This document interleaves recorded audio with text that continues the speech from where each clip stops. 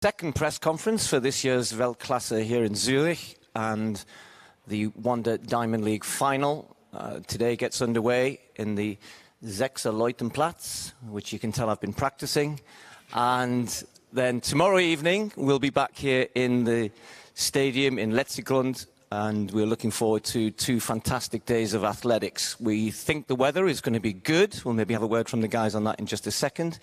And yesterday we had the athletes who were competing tonight, and this afternoon we'll have the athletes who are competing tomorrow, just so it doesn't confuse you or me.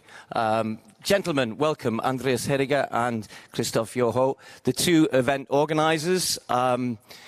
We talked yesterday about what Zurich means to you guys in terms of where it's held. It's the Diamond League final, but it's you're all about trying to do new things and innovation, and providing the right platform for people to come here and compete. And Christoph, I'll begin with you. Just talk us a little bit about we've got the city event tonight and then back in the stadium, and how you try and marry the 2 things together to make sure it's kind of a cohesive event. Yeah. Actually, it's easy. Both are the true events. It's not an exhibition event tonight at the Sechser-Leutenplatz. It's the final of the Diamond League with the best athletes.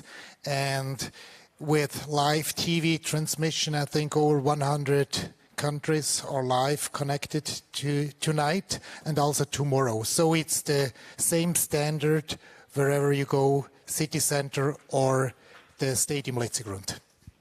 And this evening, let's talk about that first of all. I think the weather's going to be okay. So you are expecting a lot of people to come and watch, and it's different to, we explained this yesterday, but maybe just explain again the difference between this year and last year, particularly for the spectators. Yeah, last year we were the first event after COVID, so we wanted to have a big celebration of athletics on the city center, but we had really high restrictions. So we had to fence everything and only seated places, and 2,500 spectators there. And tonight we make it's free entry, and we in the infield kind of you can stand around the different events. It's allowed approximately 8,000 spectators to be there for free. Andreas, you have a slightly different role. The 2 of you are the meeting directors, but you I guess, what happens in those last minute, we're into the last few hours now, what are the worst things that can happen for you? People missing flights, or what are the issues that you face in the last few hours? Yeah, missing flights is one of that issues. Of course, you mentioned recognize that you don't have a valid visa or something like this, or not getting as in one piece as you believed before, and then cancel. Yeah, we just had the last cancellations yesterday evening, so for today. So we replaced one place in the 5K women yesterday evening at 7, running tonight. Do you want to explain? I mean, event organising is a massive team effort, and you guys are the tip of a quite a large iceberg, I guess. So what are the processes for that? Because it's Zurich, it's a traditional meeting, but it's the Wanda Diamond League final, and the athletes who come here are based on their performances in other meetings around the season. So when you have to bring in late replacements, just explain to people how that's done. Yeah, it's really different to an invitational meeting, of course, because the people qualify by points, so they collect points during the Diamond League season. So in the Wanda Diamond League final, or the ones with the best points collected during the season, means if somebody among the, let's say, 8 qualifieds in the 100-meter women is not coming, then I have to, of course, go by order and ask the number 9 if she is available and coming, and so on. So in the 5,000-meter women, for instance, I'm now down to number 35 in the order. It's the last one with only 1 point, but eligible to run because she's the number 10. And actually, on the converse of that, and just I know it was mentioned last week, but there are athletes whose season didn't get going, and weren't able to get any points, and therefore not able to be here. But that is part and parcel of what the Diamond League is about. Yes, so if you have not collected enough points or no points at all, there is no possibility to be entered with a wild card. This is a question that I'm asked very often. There is no way then the qualification, except for the national wildcards that we have for Swiss athletes, certainly only the Swiss athletes of the certain level. There we can add an athlete, but no international athletes have wildcards, no Marcel Jacobs, no Karsten Warholms, no matter what was the reason why not collecting enough points. Yeah, I didn't get any this year either, so sadly I can't run. Christoph, just talk a little bit about, you sell this out, and Switzerland have a great tradition and having a good period again, and you've got good athletes for the home supporters to focus on. I think you win 5 medals at the Europeans, I think it was, Switzerland? 6. 5 people, 6 medals. 5 people, 6 medals. Okay, cool. Thanks for that. Yeah, so I'm always very curious as to what is it that you think brings people to the. We athletes always love coming here. They think the crowd are so knowledgeable, and they're not just coming to watch the Swiss people compete or the Swiss athletes compete. Yeah, our number one goal is to have a sold-out stadium and not give tickets out for free. Kind of other events, they're doing this, they distribute it, but we want to have the true fans, and they paid for it. Everyone, no discount at all in Zurich. And we have different target groups. We communicate, we prepare them for Weltklasse Zurich during the year with different strategies. So it's kind of a micro-marketing we do. It's a lot of work, but it works very well. For example, we have a huge community coming from the UBS Kids Cup, our grassroots programs, with probably 500,000 parents involved and 180,000 kids per year. And since we activate this group and connect it with Weltklasse Zurich, each year we have more and more families. In the meantime, probably 5,000 families will be there tomorrow night. And this is important that the kids go with their parents to such an event, and then the chance is quite high that they stay with us for many, many years. Okay, I've got a couple more questions, but I just want to give you guys who are here this afternoon the opportunity to ask two meeting directors questions. Has anybody got anything? No? Okay. So, because we've got another couple of minutes, what do you think? This is the last, it's not the last, for the time being, the Diamond League final will move now to Eugene next year, Brussels, and then we'll come back to Zurich. 3 years' time. What changes do you think might we have seen, or that you would perhaps like to implement, if any? Of course, we are not running out of ideas. We are already thinking about 25, of course, having the final back. We are thinking about other format of the street event. We cannot talk about yet about it, but we talk about the authorities if they allow us to bring those ideas in place. So, yeah, we try to always innovate. We try to always a bit modernize track and field and bring it closer to the people. And this is a very important topic. Go out, don't hide in the stadium. Next year, we're going to have the main station event again for the next 2 years. But in addition, we launched this year, it's a kind of a test event series, the so-called Weltklasse Zurich pop-up events, different types of, you were able to run with superstars. We had things about body, about mind, different variety. UBS Kids Cup experience, the whole family could take part on a Sunday event. We tested out many formats, and this will be kind of a new field where we are engaged in the future, and especially when we are not a Diamond League final. And are there any aspirations? Zurich held the European Championships here in 2014. They were hugely successful. There are, we were talking to Ryan Krauser yesterday. I think his last 3 or 4 competitions have been in Switzerland just at this time of year, Lausanne and Bellinzona, and obviously here. It's a huge sport here. Are there any plans afoot, any thoughts around attracting the championships back? Honestly, it was like an initial flame for the development that we see now in Swiss track and field, and also the level of performances and stars and so on. Of course, we think about bringing back another championship, but as a small country, it's probably limited on a level of European championships. Why not? Yeah, probably not in the next few years. But of course, it's always good to have like those big lighthouses events that or somewhere to be focused on and motivate. It was super important to bring back athletics to life in Switzerland. It was a kind of a difficult time, starting around 2000, 2005.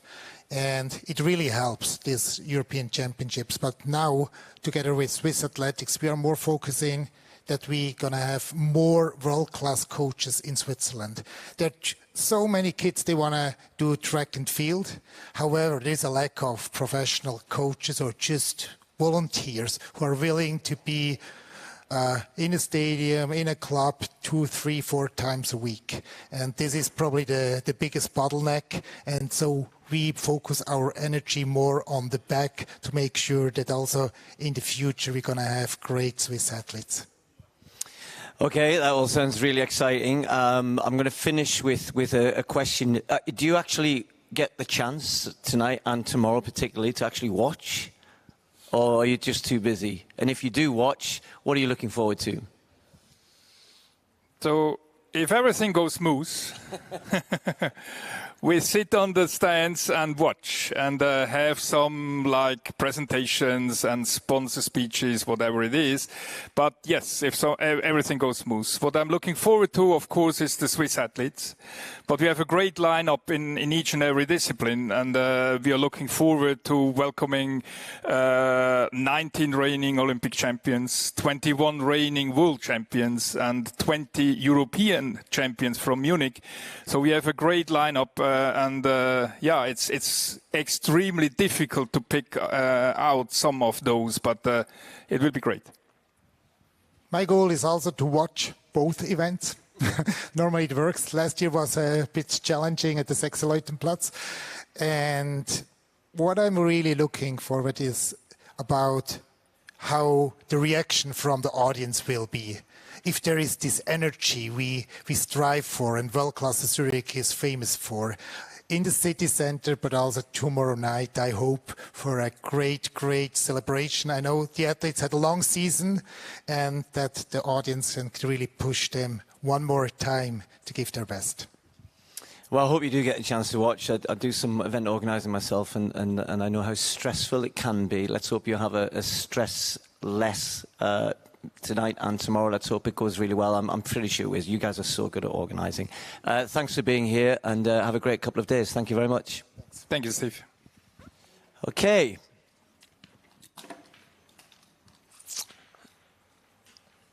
Right, later on, we've kind of tried to split the athletes into groups, and we've named one of the groups the cool guys, but I think maybe we just had them. No, okay, never mind. All right, we're going to begin with one of the highlights of what I hope will be one of the highlights tomorrow night. Women's 100-metre hurdles, which has given us so much excitement over the years, but particularly this year. So will you please welcome our 3 athletes: Olympic champion Jasmine Camacho-Quinn, European medalist Ditaji Kambundji, and new world champion Tobi Amusan. Would you like to come up? And I really don't mind where you sit. Thank you for sitting next to me, because that's what happens as they walk over and knows, oh, I'm not sitting next to him. He's going to ask me the first question. All okay? Yes. Yeah? Yep. Travelled well? Yes. Okay, and settled in? Yeah, I've been Overseas. Sorry. I've already been over here for a couple weeks, so I'm already settled in. How's your Swiss or your German or have you got any languages? I always ask this, I don't know why, but I'm just always curious. So athletes travel so much. No. No? No. It's okay, just asking. Okay, I'll begin with you, Jasmine. Hello to both of you as well. Zurich, special place, happy memories here? Well, it's my first time here, so every day is just kind of like just taking it all in and exploring the city. First time on the track as well, and I don't know, I'm just really excited for tomorrow. So you one of those athletes who actually goes out and has a look around the city rather than just sit in a hotel and go to the track? It depends on how much time I have there in the city that I'm in. But I have realized like sitting in the room does not help at all because I just sit and think, and it doesn't work out good for me. So I kind of like exploring and seeing what's out there. Good for you, good for you. Ditaji, congratulations on your European medal. That must have been a very special moment for you. Yeah, it was a very special moment for me, and it was very nice also to have my family in the stands and in that beautiful stadium in Munich. And so it's really nice, and also to come here and be able to run at home and come home with a medal. And yeah, coming home to what we already heard will be a sellout tomorrow night. Always a great atmosphere for the Swiss athletes. Yes, for sure. For me, it's the second time, but actually the first time last year was the first time I ever ran in front of a big stadium or a big crowd. So it's always special to come home and run in front of the crowd, who gets very loud if you're from Switzerland. So I'm really excited. Did you take part when you were younger? I'm going to get Simon Ehammer up later, and I think he was in the UBS Kids events when he was little. And did you take part in any of those things? Yes, I also took part in the UBS Kids Cup, and I think my last time I was at the big final for the kids was like 5 years ago, so it's not even that long ago. And yeah, so it's nice. We're all jealous. Yeah. So you know what that means, and Christoph was talking about the fact that you come as a kid and you get the atmosphere, and it's so important because I think sometimes we struggle to get youngsters interested, even if it's only watching, but also taking part. But you seem to get it right here. Absolutely, I think what we were able to do as kids with these, the final here in Zurich in the stadium after the Diamond League final is so cool, and I remember it feeling like a little star, and so it's nice to come here 5 years later and actually compete in the real Diamond League. Okay, we'll look forward to that. I'll come back to you in a minute. World champion, world record holder. Tobi, what a year. It's just been an incredible year for you so far. Pretty much, all thanks to God. The goal is to, get, just win the title at the World Champs, and, getting the world record as well was a great accomplishment, and I couldn't be more thankful for that. Are you able, ask athletes this, there's points in your career where suddenly everything just, starts to click. Did you see it coming? Was there lots of signs for you, or did it just seem to happen? Every year we train really hard. You really can tell what happens at every championship or every track meet. You just go with a mindset of, you have a positive mindset going into every competition, and whatever the outcome is, usually my coach will tell me it's your 100, so yeah. How did it feel? We've got Olympic champion here, and you guys are in a technical event that can just go. It doesn't just go a little bit wrong; it can go horribly wrong. So you run a world record in the semi-final, and then suddenly the pressure, I guess, if that's the right word. How did you feel going into the final? Then were you trying to keep relaxed about it, excited about it? What was going on? It was nerve-wracking, I'm like, what do I have left? But, I tried as much as possible to stay calm and, just execute my race. And everything went out pretty good. I'm just going to come back to being a youngster and your good experiences, because I was reading, I think, that you missed out on going to Eugene when you were young, weren't you, because of some visa problems that you didn't get to was it the Youth Champs, I think? It was the World Championship in 2014. Right, okay, yeah.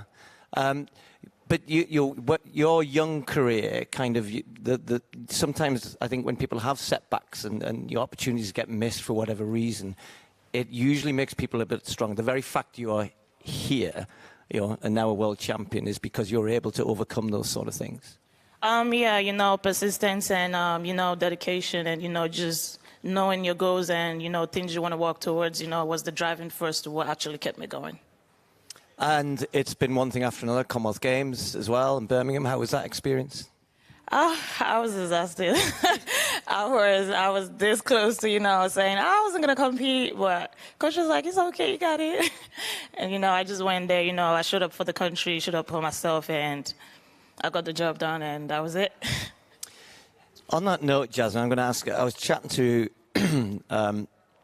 Gianmarco Tamberi and Bashim yesterday, the high jumper guys, and they were talking about, they're at that point in their career where they need something a little bit, instead it's when they pull their vest on, when they pull their national vest on, and that's really important for you as well. You're Puerto Rican kind of, through and through in terms of that's who you represent. Is this can you maybe explain what is there about that? You just mentioned it. It's when you're pulling your national vest on just gives you that little bit extra. Of course, just being able to represent Puerto Rico is something amazing. There's not too many of us out there. There's not too many Afro-Latinos out there competing. And, I just seen over the years, we just starting to come up. In the 400s, you see the Dominican women out there. We also have a Puerto Rican lady and also triple jump, we're finally just out there. And I do think that, once I put that on, it's a pride thing. And if any Puerto Rican, it comes down to pride. That's all we're always representing. So, it's just going out there to do my best. And even if that day it isn't my best, I'm still putting a smile on other people's faces. And, I think that's all that matters. And I don't know. It's just something about it. But Puerto Rico especially, just being able to see our flag up there, and this is my second big year for me. Even if it's a bronze medal, it's still another medal, part of a world championships. So even still, just seeing a Puerto Rican flag up there, I don't know, it just warms my heart.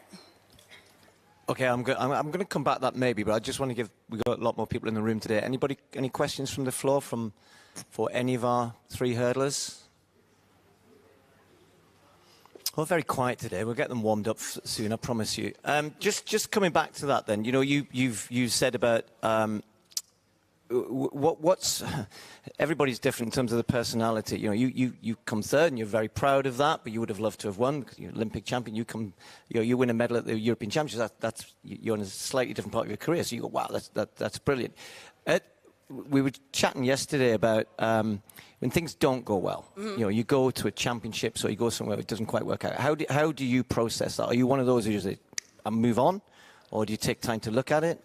Honestly, this year has just been tough. I've been dealing with a lot of things, and I'm not gonna go on social media and just tell everybody what's going on, and just, even before Worlds, it was just a mental battle. I was really struggling with a lot. And I don't know how I walked away with a medal. I still say it. I don't even know, because if you watch the race, I was in the block still. Everybody was gone. So I was, at the time, it was man, I worked so hard. I know exactly what I'm capable of. But I just knew everything that I was dealing with for the whole year. And it wasn't easy. It wasn't easy. And, it's just, why dwell on it? It's time to move forward, If I constantly dwelled on 2016 and what happened in the Olympics, I wouldn't be where I'm at right now. So I just see it as that. It's another medal added to my collection. I don't think that we should always be upset because things doesn't go a certain way. We need to be grateful for that. And it's also a learning lesson. That could just add more fuel to me in a sense. And I don't know, I'm still grateful, even still competing out this far. I wanted to shut season down. And you can ask my coach, you can ask my agent. I was man, I'm tired. And then, it was like, all right, let's just try to have fun with it. And that's exactly what I've been doing, is just enjoying like the moments and even like exploring the city, shopping. So I just take it as that, like it's another medal added to the collection. You know, at this point, it's like, maybe I want to be like the most decorated short hurdler. Like, I just look at things like that, but definitely don't want to just dwell on a third place, because at the end of the day, it's still a medal, and I don't know, it's something to be grateful for. Shopping in Zurich, wow. Good luck. It's a pricey place. Ditaji, just come back to you then. Big race, as you said, you ran here last year in a different circumstance. Now, what are you expecting? Yes, I think I'm also expecting really to have fun, to enjoy, the energy in the stadium with the CEST crowd, and then also trying to, have my best race. Try to always, you always try to run faster and to, keep up as long as possible. I'm always conscious of not wanting to talk about your older sister, but you know, we were talking yesterday about families and kind of, you know, Ryan Krause is from a throwing family, and you know, people have influences that we were talking about nature versus nurture, you know, and the idea that you grow up in an environment which is, you've grown up in, I guess, a fairly competitive family. So who is the most competitive? I don't think I could say who's the most competitive. I think we're all pretty competitive in our own ways. I think it's... If you're having a game of Tiddlywinks, or you won't know what Tiddlywinks is, I don't know, what games would you play, like a board game? Nobody plays board games, a card game. Card games, okay, cool. So who, you know, throws the cards down, walks out the room swearing, going, I can't believe that? I think nobody walks out, Okay. but it gets heated, and I'm sure also Mujinga gets heated. Okay. But also me and I have two other sisters, we're the four of us, so I think, it will have to get heated, and that's normal, but we like it to play that way. All right, cool, sounds fun. I won't ask you about any argumentative family members, but just as we've just been talking about, it's been a long season. You've had championships to deal with and all the rest of it, but it is the Diamond League final. You know, it's a big deal. So what are you kind of hoping for? It's a silly question, because you're going to say, I'm hoping to win in a world record, but genuinely, you know, how have you got yourself ready for this? As an hurdler, I always say this: you cannot be too dramatic going into a race. The goal is to, you know, just step on the line, focus on myself, my lane, and, you know, just execute, and pretty much the time will take care of itself. Yeah, that's your answer, the nice answer. But what do you really think? You would obviously want to finish on a high here. Most definitely. The goal is to, you know, step on the track every time and get the win. But, you know, things necessarily doesn't have to go as planned, you know, every time we step on the track, you know, considering the fact that we do hurdles. But, you know, you can't be too cautious of, I don't want to hit the hurdles. But then you have to be, you know, be cautious of, okay, I want to win, you know. It's just a lot of factors coming into play, you know, when you get into the race. But you just have to try and stay calm and as relaxed as you can. And just do your thing and have fun, pretty much. Do you, I mean, it being in such a technical event, I mean, all three of you, I'll maybe come to you. How do you then set, you know, the target of that? That's how, and of course you compete, and of course you're in your own lane, and you've got competitors, and you've got barriers. But you must, you know, you run a world record. You don't do that without somewhere in your head having thought, I can do that. You know, so where does, you know, how do you set those targets? Who sets those targets? You, your coach? Is it just, or you just let it happen? It's a lot of teamwork that comes into play. You know, the coach sets the workout, you do your pattern practice. It's just a lot of repetition of one drill. And it's like you just focusing on one thing, and you're like, what's going on? Why am I doing one drill for like forever? You know, but then when everything finally comes together in a perfect race, maybe let me say nearly perfect race, So you just be like, oh, that's it. So, you know, 12-12, do you go think 12 seconds, under 12 seconds, or are you just not even entertaining that? Under 12 seconds is possible, you know, considering the fact that I knew what I did, I knew what I was able to do, but coming into the championships, it was like, under 12 seconds was, it was possible. So seeing the 12-12, 12-0 was like, yeah, we saw it coming. Your career is, well, I hope all three here are getting better. You're a year or two behind in terms of improvement. So do you have any targets, over the next year, even tomorrow or the next couple of years? What do you set time targets, or is this all about winning medals, finishing as high up as you can in the big races? I think long term, it's the goal will be to every year to get better, and also have different aspects to get better. Maybe get better in the technical aspect, and every year to learn something new that I can one day hopefully run whatever fast times. And I think I don't set myself like a time. This is the time I want to run next year. Just because I feel like, maybe it won't be next year, maybe it will be the year after or whatever. So, it's more of improving every year. And you're still wanting to improve, and of course. So, when I nearly said there the bar has been raised, but that would be really unfair, wouldn't it? You know what I mean, though. There's a new mark there, and does that pull everybody? Everybody then start. We saw so many national records and fast times in Eugene following on. So do you think that as soon as somebody pops out that time, and then everyone kind of follows, and it just sets a new target for everybody that you work to? Yeah, definitely. I used to train with Kenny, so when she did break the American record and the world record, that was already something right there where, like, a lot of us are like, all right, we need to get our stuff together. So it's just crazy. Like, honestly, you kind of like see things like this coming because times have gotten faster over the years. So it wasn't a surprise that a world record was broken, because I feel like all of us kind of knew, like, the potential's out there. But definitely, I think you'll see a lot of more faster times with the women's hurdles. Because a lot of things have changed. Like, it's just like we're not just hurdlers. Like, we could sprint too. So it's just us putting that together to go out there to do that. I think that's actually, like, amazing. But definitely in the future, I do see some fast times being ran. All right, well, we look forward to fast times in the future. We're hoping for fast times tomorrow night as well. The weather's looking okay, and I hope you guys can give it one last big effort in what's been an incredible season. But thank you so much. Thanks, folks. Thank you. Thank you very much. Good luck tomorrow. Thank you.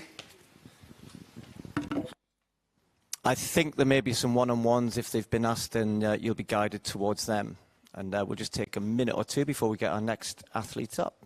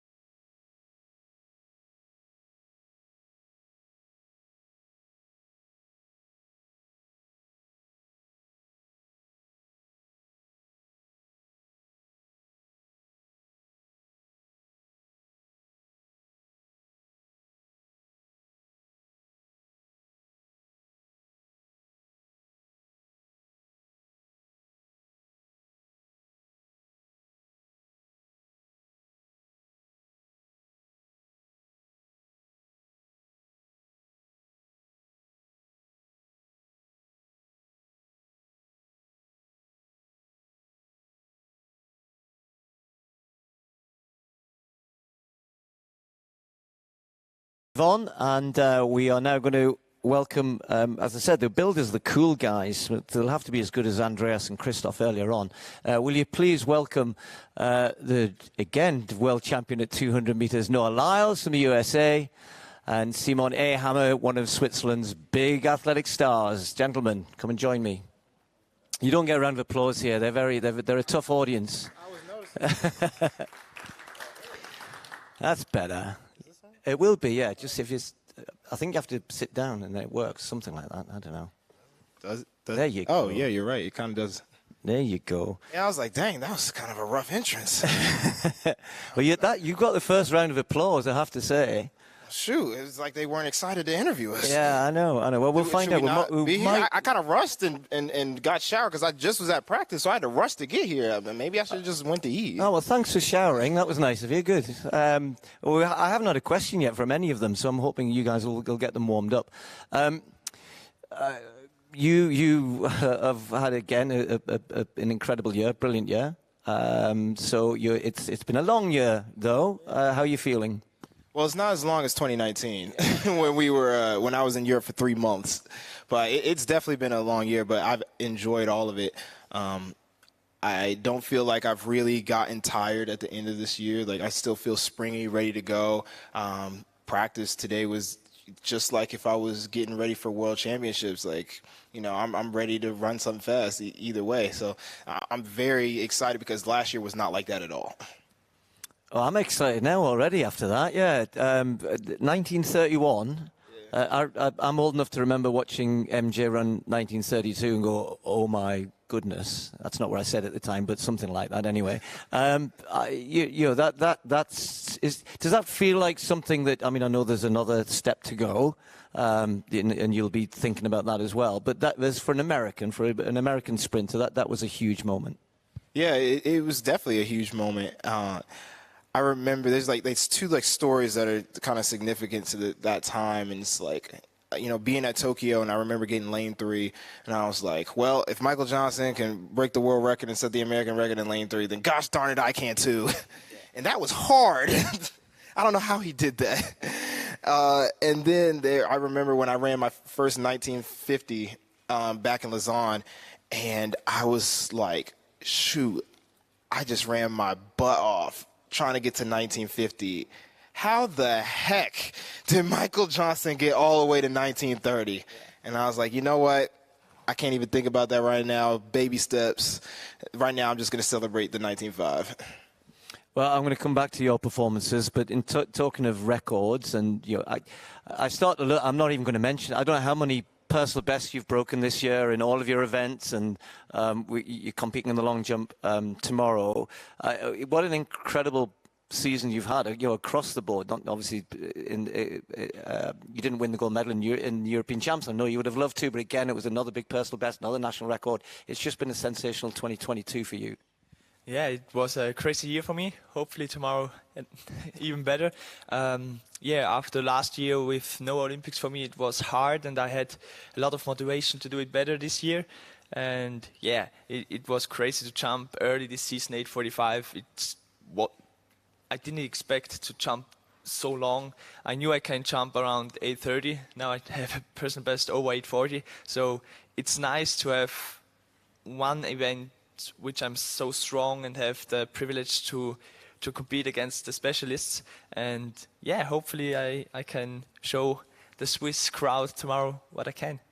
Has it given you some issues at this point in your career? To become so good in one event, you obviously as a multi-eventer, you're working on all events and trying to improve. If you want some help with the 1500, I know someone who can help you on that. But, so is it giving you some issues now going forward around?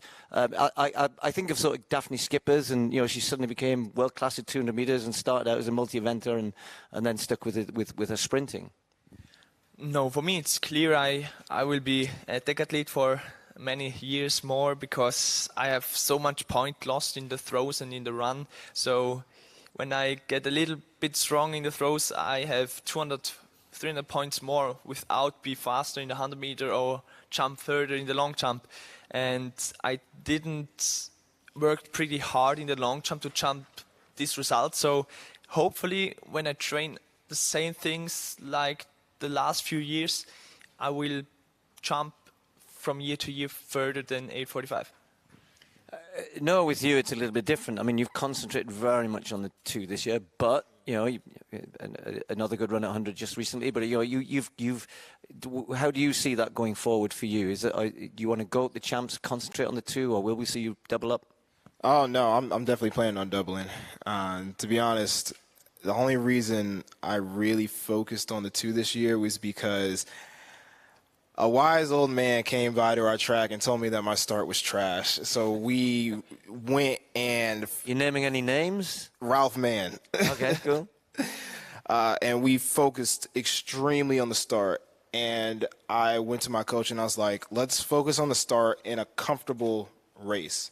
The 100 is still so many things that I'm working on. That I'm getting better at, but it's not as natural to me as the 200 meters was. And I said, let's get better at my start in the 200 and just hone in on going, as fast as we can in that race. And he was like, yeah, let's do it. And because when, back in 2019, we decided not to double because, 1 gold is stronger than any amount of silvers that you can have. And I still believe that to that day. But, now that I got the 200, I feel on lock.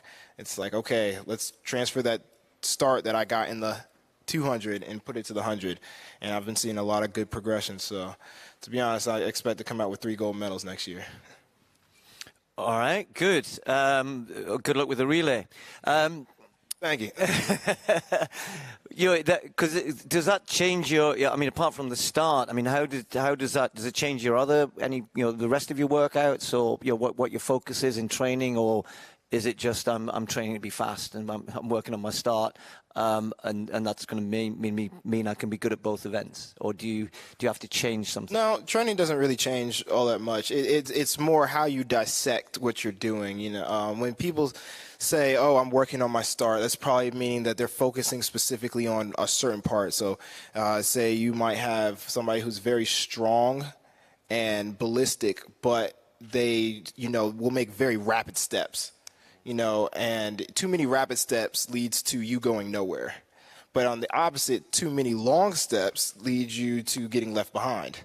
So you have to find the sweet area where both, power and stride length meet in the middle, and that creates speed.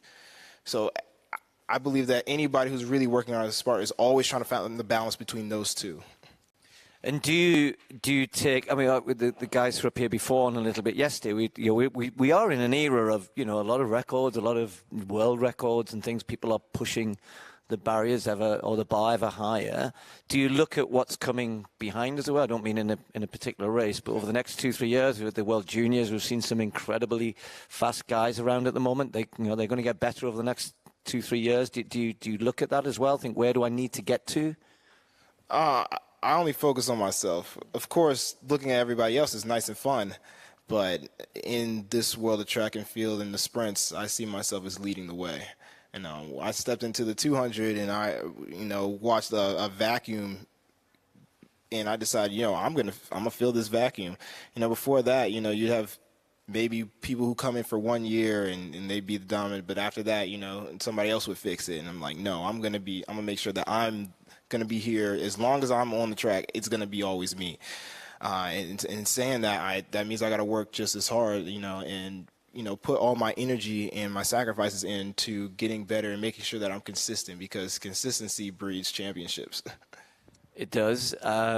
Same for you, Simon. More 10 events to worry about, but when you look at what's around, and you could probably say in the decathlon, it's been, it hasn't really moved on in recent times. We've had great people in the past who've done that. At the moment, there's, you can go to a Worlds and think, oh, okay, who's going to come out on top here? And it was the same at the Europeans. So where do you said you think you can, I don't think you said easily, you think you can find another 200-300 points, just getting a bit stronger with your throws. But where do you see your next 3-4 years? What do you need to do to challenge again at Worlds and Olympics? Yeah, the main focus will be on the throws, but all the events, doesn't matter if it's the throws or the jumps, will be with my fast muscles. So I don't get in 2 years around 10 kilo more and a little stronger. The body will be the same as now, only the technique should be better. So the focus is on the technique and also to be faster. I think 10:46 it's okay for 100 meters, but I knew I can run a lot faster, and that's also a lot of points that I can get in the 100 meter or 400 meters. And in the next 2 years, the goal is to be competitive in the decathlon at the Olympics for the gold medal. And I think I have 2 long years in front of the Olympics, so it's a big chance for me. And also in the long jump, the goal is to start next year double long jump and decathlon, same in 2024. So we will see. Okay, let's bring it right to tomorrow. And for you, first of all, it's going to be a great night. I'm sure you'll get a fantastic reception. All of the Swiss athletes always do. I was reading that you said about how you remember coming here as a kid in the Kids Cup, and that to begin with, you didn't do very well. And it's a good lesson, I guess, of even the kids who are going to be here over the next couple of days, that you might not win now, but in the future, you never know. Yeah, it was funny. The last time I was here, last year, but before I was 15, the last time I started here as a little kid, and it wasn't the best of me. And I told myself I want to start sometime at the Diamond League meeting in Zurich. And now I'm in the main field, not as a wildcard athlete. And yeah, the crowd will be amazing. 25,000 people, a lot of Switzerland. The crowd will be loud for me or for all the athletes. And yeah, hopefully I can or get the people some fun and jump as long as possible. I think, no, was it 1967 here last time? Thereabouts? Anyway, it was quick enough. I was running the 100 last time. All right, well, last time you ran 200, I think, here. But it was 60-something, yeah. Yeah. So you said at the beginning you promised us quick tomorrow. Yes. And so what do you think? Or what are you hoping for? I'm hoping the crowd gets as excited as I'm thinking. Because I can perform any day. But I was recently telling somebody, if the crowd isn't into it, I'm not going to get excited. I'm not going to want to run as fast as I know I can. So it's like, shoot, if the crowd doesn't receive it well, do you guys deserve a world record or anything close to it? Like, show me that y'all ready to get this. What would you like them to do? So we need them all on their feet, chanting, no what? No what? Oh, I don't need you chanting my name. All right. I don't need you to cheer for your person. You know, I cheer whoever you're here to cheer for. But I need the energy for the whole race. You know, if you're not cheering for me, I want you to give the same energy as if, you were giving my mans here. Like, we're here to give you our best.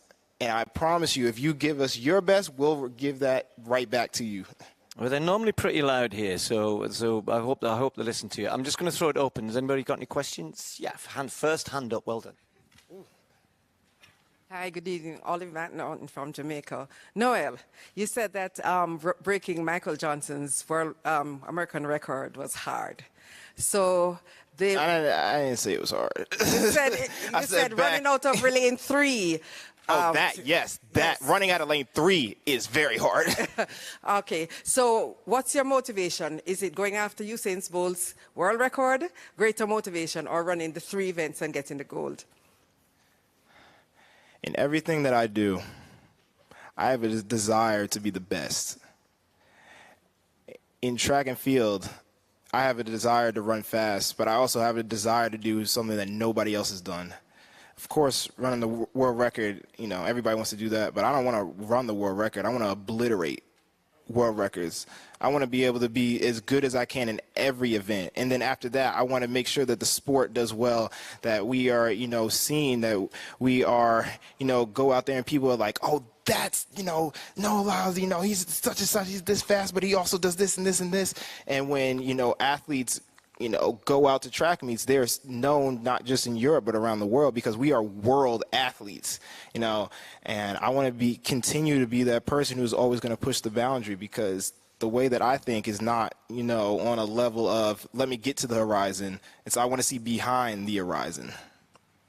So is the goal for the world record in everything? Every day. And more than you can imagine. And is it possibly harder than what you expected initially? I think I'm on pace. Pardon me? I think I'm on pace. Okay, good. All the best. Okay, thank you. Anybody else? There was another hand maybe behind, and then we'll come to the front. Hi, Noah. Your season started 5 months ago, if I'm right. How tired do you feel? Is that a long season for you, or not especially? 5 months? Beginning of January. April? I started indoor in January. No, I'm outdoor season.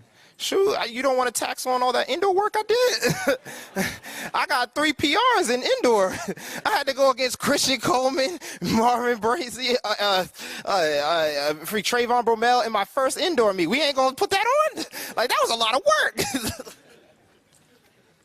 But you said you're not tired, though. I'm not as tired as I thought I would be. As compared to last year, I'm definitely, I got energy. I'm excited. You know, I felt I was drained. Just tired of running. I didn't want to compete. I didn't even want to show up to Prefontaine. You know, I've told the story a lot, but they had to convince me to go. This year, it's like, shoot, where's the next one? You know, I'm ready to keep going. Let's keep rolling. At the same time, I am glad that I'm finally at the end, but I feel like only yesterday, you know, me and my coach said, all right, this is going to be our best year ever. And I said, you dang right. Yeah, on the front, and then we'll go at the back. Thanks, Emanuele Audizio, La Repubblica from Italy. Noah, you ran your last 5 races sub 1970. So you just promised 1906. So you just promised to beat the record tomorrow. Is there a secret or a reason behind this athletic happiness? Behind the happiness? Yeah. Oh, I love what I do. Plain and simple. I think I can attest to anybody who's kind of at the top that they love what they do. You know, the drive to get up. I mean, I listened to you talking about how you didn't expect to jump that far this year, and now you're excited because you're going to come into the next year and be like, I'm going to focus on it this time. And now the bar that I had set for myself can, you know, be raised, and I can train at this height. Something that I was extremely excited about this whole year is my coach, you know, he had his idea of what I should be training at. In my heart, I knew that I could go faster, but I did it because I wanted to go with his regiment and I trusted him. Now that he sees what I see and we are both on the same page and everything, I know that he's going to raise that bar, and when we attack training, it's going to be put at another level because he knows I can handle that. And as that's what gets me excited and gives me a love for continuing to keep running over and over again. Every day I get up, I want to be better than the day I was last. I think I phrased that wrong, but, you know, better than yesterday. Okay, I'm going to have to stop there because these guys have got to do a couple of one-on-ones before we bring our next 2 athletes on. So will you please help me thank Simon Ehammer, and good luck tomorrow, and Noah Lyles, good luck tomorrow. Thanks, guys. Cheers. Thank you.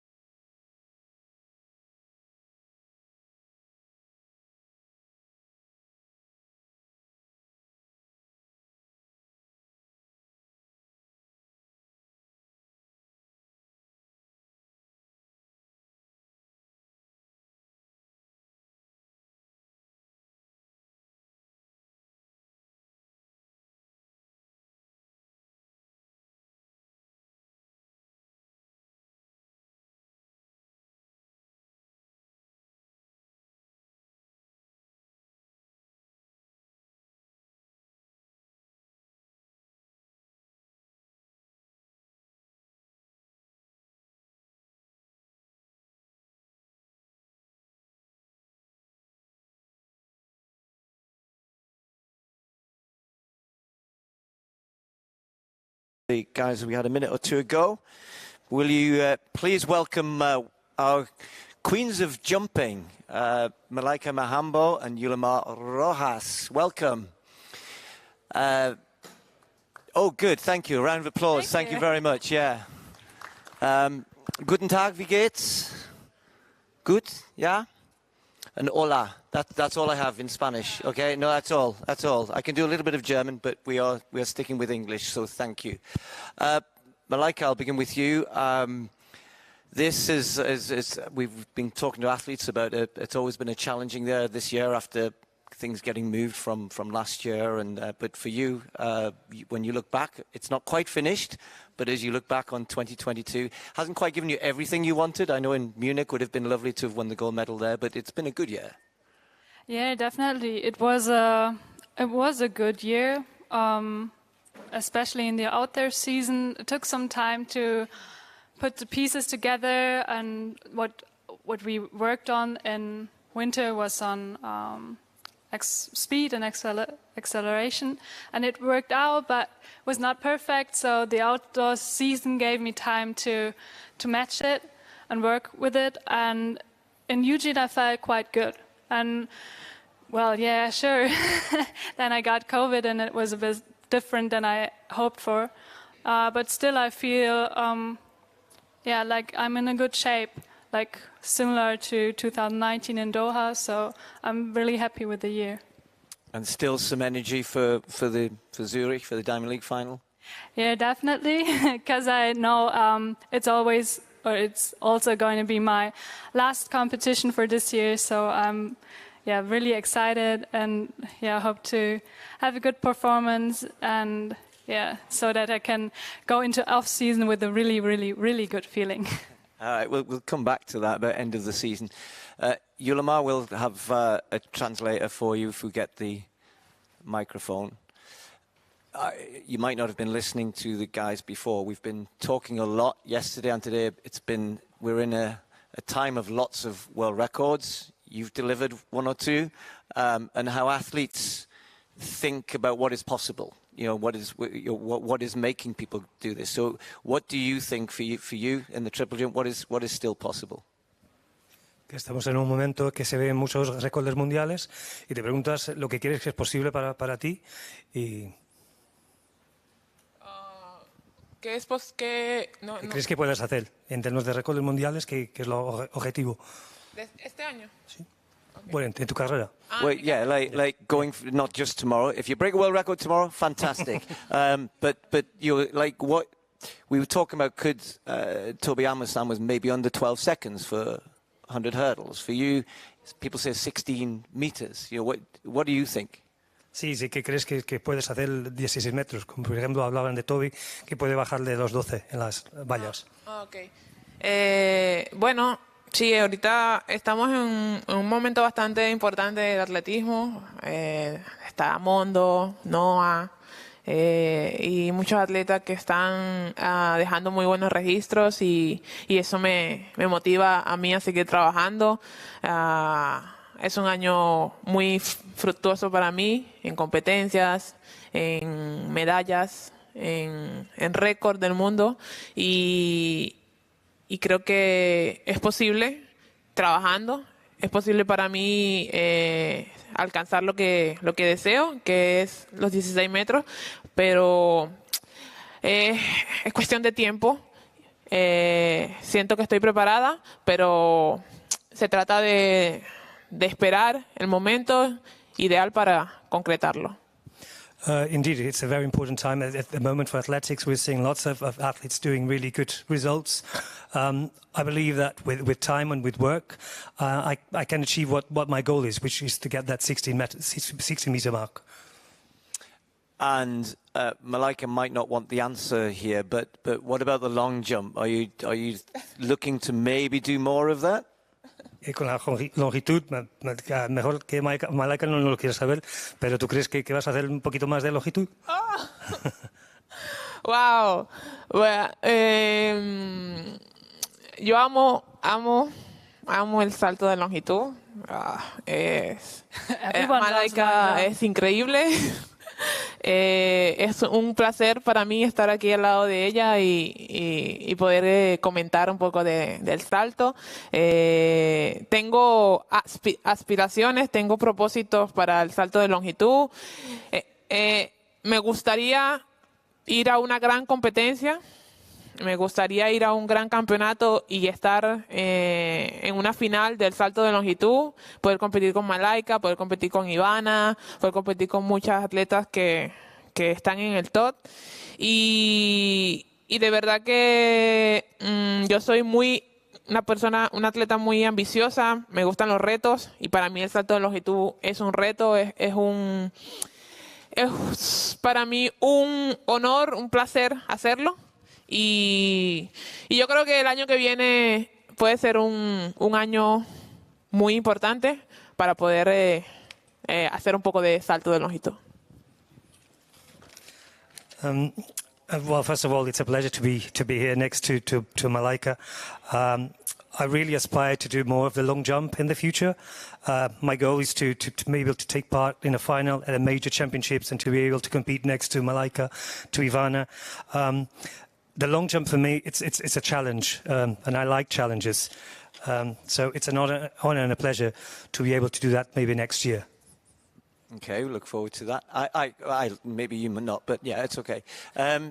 Well, we are all here for a good competition. Yeah, I was about to say that though, that you seem somebody who, you know, you do meditation and that, you know, you when you're out there, you're about the crowd, you know, that you seem to be kind of playing to the crowd. You seem a bit more kind of about yourself and focusing on what you're doing. Is that fair? Or is it just a kind of a bit of a contrast when we're watching you? Well, I think we are I don't know her well, so I don't know what to say, but it seems like you said we're different kind of athletes, and I'm for myself really focused on me, on my progress, on observing how I feel, how I do the technique, how I do the approach. And yeah, I'm all in and looking for the feeling of this so-called flow. So I really want to get into long jump, into running, and forget about everything else, all that was in the past or yesterday or tomorrow. Just be there in the moment and do long jump. People used to ask me, what do you think about when you're running, when you're racing? And I think, when you're standing at the end of the runway, ready to come down, I'm going to ask both of you the question. It's not on there, but if you can. Yeah, what are the key things? Is there one thing, or the two or three things as you head towards the board? What is it that's actually going through your mind at that point? Actually, not too much. Sometimes I think about how I want to do my steps, especially the first steps, because they are also essential. Then I often think about the last 3 steps, because they are the most important of the whole approach. But there are so many jumps where I just try to not think about anything, just do it, be in the flow, feel comfortable, feel ready to give my best. Yulimar, similar question. Cuando estás en la competencia, ¿qué es lo que piensas antes de saltar? Bueno, pienso mucho, la verdad. O a veces pienso mucho, a veces trato de no pensar y solo enfocarme en la técnica, en la carrera, en el salto, en el público, en mi entrenador. Y sobre todo en hacerlo bien. Nosotros los atletas solemos tener un poder de convencimiento bastante alto, un poder de fuerza mental importante. Y creo que todo eso se refleja en la pista al momento de estar en la pista, en la carrilera. Trato de auparme a mí misma mentalmente, con aplausos, buscando el público, buscando la energía, la vibra. Eso me genera bastante energía y creo que es eso, pues tratar de buscar el enfoque, tratar de auparme con las palabras, de auparme con los gestos y pensar en hacer un buen salto.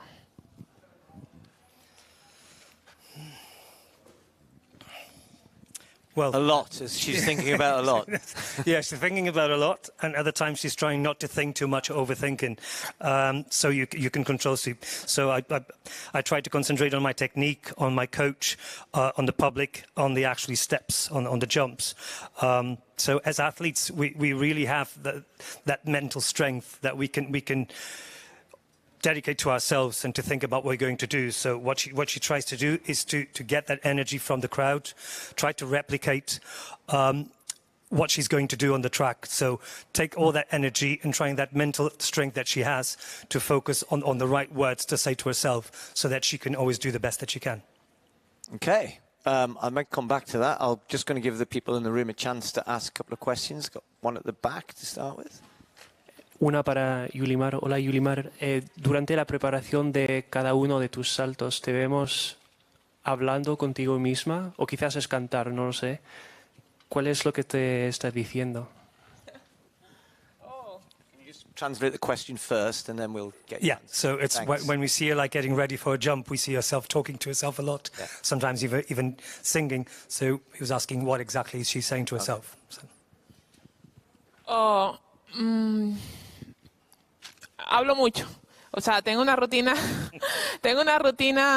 bastante larga al momento de estar en la pista, al momento de saltar, al momento de verme enfocada, lista para dar el salto.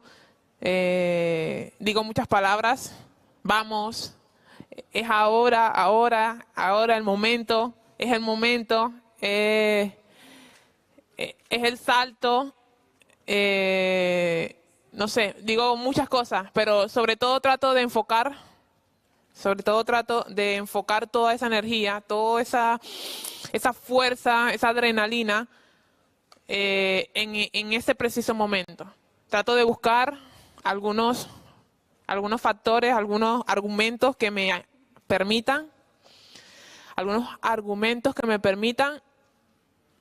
sentirme más fuerte, sentirme más enérgica y a través de eso busco al público, busco los aplausos, busco el amor, esa sensación de vitalidad que me produce el público para yo salir con fuerza y poder dar el salto que necesito. Creo que es más que todo eso.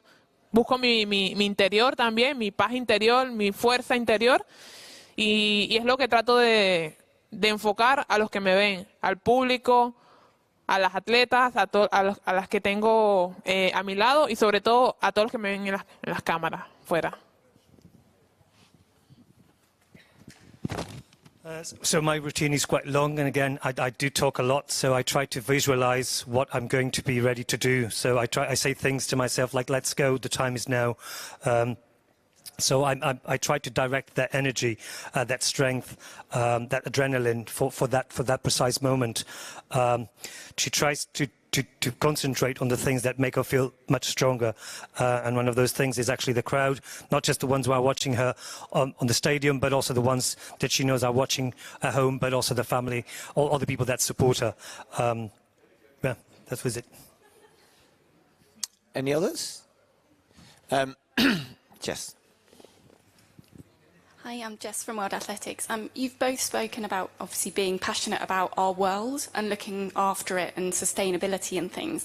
And today is quite a big day in sort of clean air and for Blue Skies Day, a UN initiative. I just wonder, can you talk about your kind of passions outside of athletics and also kind of looking after our world?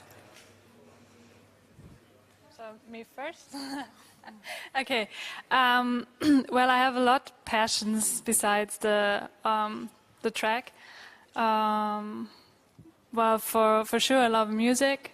Playing piano, playing guitar, just making music, but also listening to music. I love to read books that really are inspiring, and get me new insights and thoughts about the world, about myself, about life. And I really enjoy my studies, which are environmental sciences. I do it in my master's degree. And I, for sure, love to engage myself for the community. So that's also a reason why I established my own club that focuses on children and getting them into a track and field club, but also had this online project in Corona times because I really love to give something back to people. Yulimar, estamos en un momento que se habla mucho de sostenibilidad y tenemos ahora como las Naciones Unidas hablando de aire más limpio.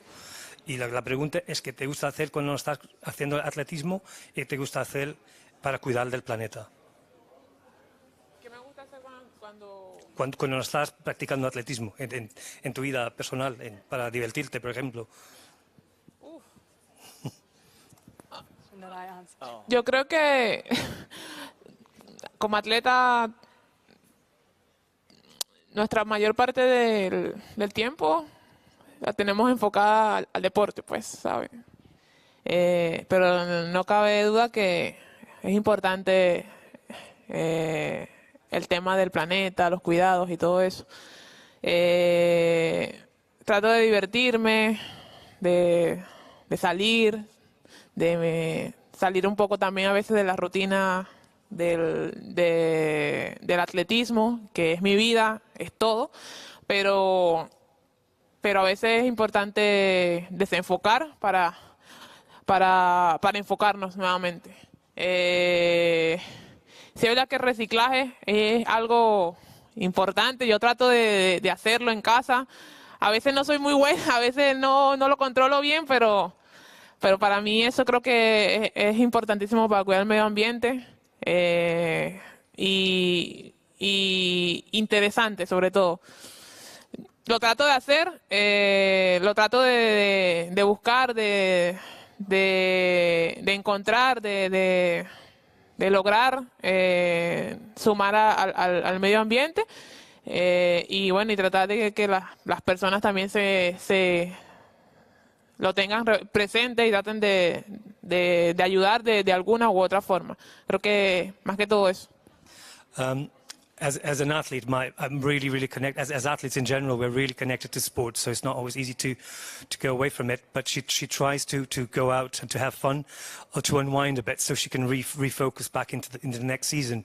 In terms of the planet, she's very aware that it's very important to look after it. She's an advocate of recycling. She admits that sometimes it gets out of her control. She doesn't do it as much as she could.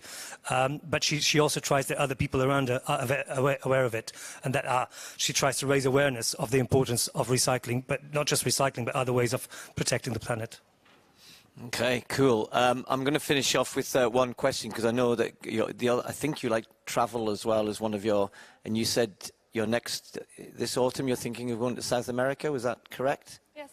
So I'm going to ask Yulimar to tell you where you should go. You got any suggestions? So Malaika said that she would like to travel to... Malaika que ha dicho que le gustaría ir a Sudamérica. Como estaba pensando en la pregunta, le gustaría ir a Sudamérica y qué sitios que le recomiendas. ¿En Sudamérica? Y Malaika habla español, así que puedes hablar directamente con ella. Pero no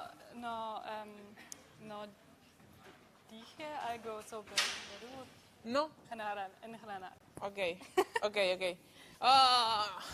Uy, Sudamérica, es hermoso. Hay sitios increíbles, sitios bellos, hermosos. En México, Tulum, República Dominicana, las playas, Punta Cana, en Venezuela, también en mi país. Hay unas playas increíbles, Los Roques, el Salto Ángel, Puerto Rico. Puerto Rico. Y ahorita que vienen las vacaciones, Malaika, me ha dicho que termina aquí en Zurich y seguro se irá de vacaciones, que sé que se va a divertir en Sudamérica. Y bueno, yo creo que entre México, Puerto Rico, República Dominicana y Venezuela, un sitio exclusivo para ir. Y yo la invito. Si ella va a Venezuela, sería increíble que yo llevarla a algún sitio en Venezuela que... I've got a problem here on Malaika's behalf. She needs a rest. Okay? End of the season.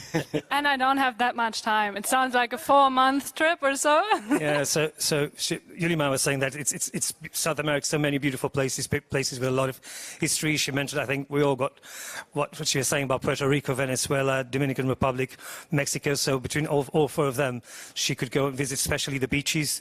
She's aware, she knows that Malaika is going on holiday, and it would be her pleasure to invite her to show her around if she comes to Venezuela. Perfect.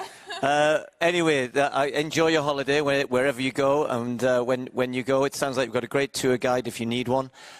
Both of you, congratulations on a great season, and best of luck tomorrow night. Thank you. Thank you very much. Thank you. Thank you. Okay, we're going to move into our next group. Thank you, Malaika, and thank you, Yulimar. We're going to focus on the European champions. I can see two of them. I'm not sure if the third one has arrived, but if he does, we'll bring him on very, very shortly.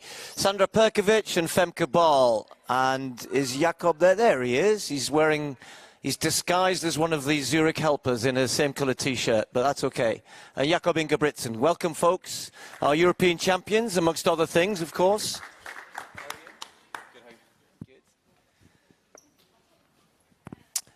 You've only just arrived. Well done. We were getting a little bit worried. No, I got 20 minutes. Yeah, that's cool. Long time. Long time. Femke, Sandra, welcome. Thank you for coming along. I should really do ladies first, but you're next to me, so I'll start with you. It's a similar story for many athletes. We keep talking about it's been since you kind of start last year with how the whole program got mixed up because of COVID, but this is one last hurrah, we hope. How are you feeling? Pretty good. I feel better going into this race than I did last year, because obviously I felt a bit tired after my great race in Tokyo. So I'll probably have to thank Jake for that. So I have something I want, and I'm still very hungry to get a good race and to finish the season off in a good way. Was it true? I heard, I don't know, we were all busy in Eugene, you know, the athletes have and then on the media side we hear things, and that your initial reaction after that was kind of, oh, I'm going home and I'm going to prepare for the rest of the season. Of course, you came back out and won the 5,000, but was that rubbish? Did we hear, or was that your initial reaction? Yeah, that's that's rubbish, yeah. But the thing is that when an athlete work as hard as we do for everything that we do, losing is tough either way, either if you admit it or not. So you're not necessarily motivated to go back onto the stage, but we of course want to try again and hopefully perform better the second time. Okay, I'm going to come back to that, so just have a chat with the ladies first. Femke, wow, what a busy season, and you made it even more busy at the European Championships. I know I spoke to you very briefly on the way out of there, but I'm curious, we've been talking to a lot of the athletes about pushing themselves. You know, he's famous for doing that, but setting targets that other people haven't done before. Whose decision was it to go for the double in Munich? Yours? Well, yeah, it was my decision, but it was my coach's idea. He always makes sure to challenge me and to keep me high in my focus, and yeah, I sometimes tend to maybe underestimate myself a bit, so he will make sure I won't do it and push myself. Are you a naturally kind of more cautious person, would you say? Or Noah was sitting here earlier saying he's going to smash all the world records and win every gold medal coming, which is, you know, not everybody kind of thinks, or at least not publicly. How would you describe how you sit with your coach? And is he the one kind of saying, oh, you can do this, and you go, no, I don't know? How does that work? Well, I trust him a lot. So when he says you can do it, I believe him, and I think I can do it as well. But I'm a bit more cautious. But I learned to be a bit less cautious and to put bigger standard for myself because it just pushes me to be a better athlete, but it's something I'm learning and getting better at. Okay, I'm gonna come back to some of that. Sandra, European Championships, we talk about people doing things others haven't done before, 6th European title. That must have been special because you had to pull something up. I think it was a 5th round throw that you won with, yeah. So just explain how important that was for you. Yeah, 6th title, and since 2010 I didn't lose at the European field. So I'm proud to be the best European athlete in a discus throw and represent Europe around the world.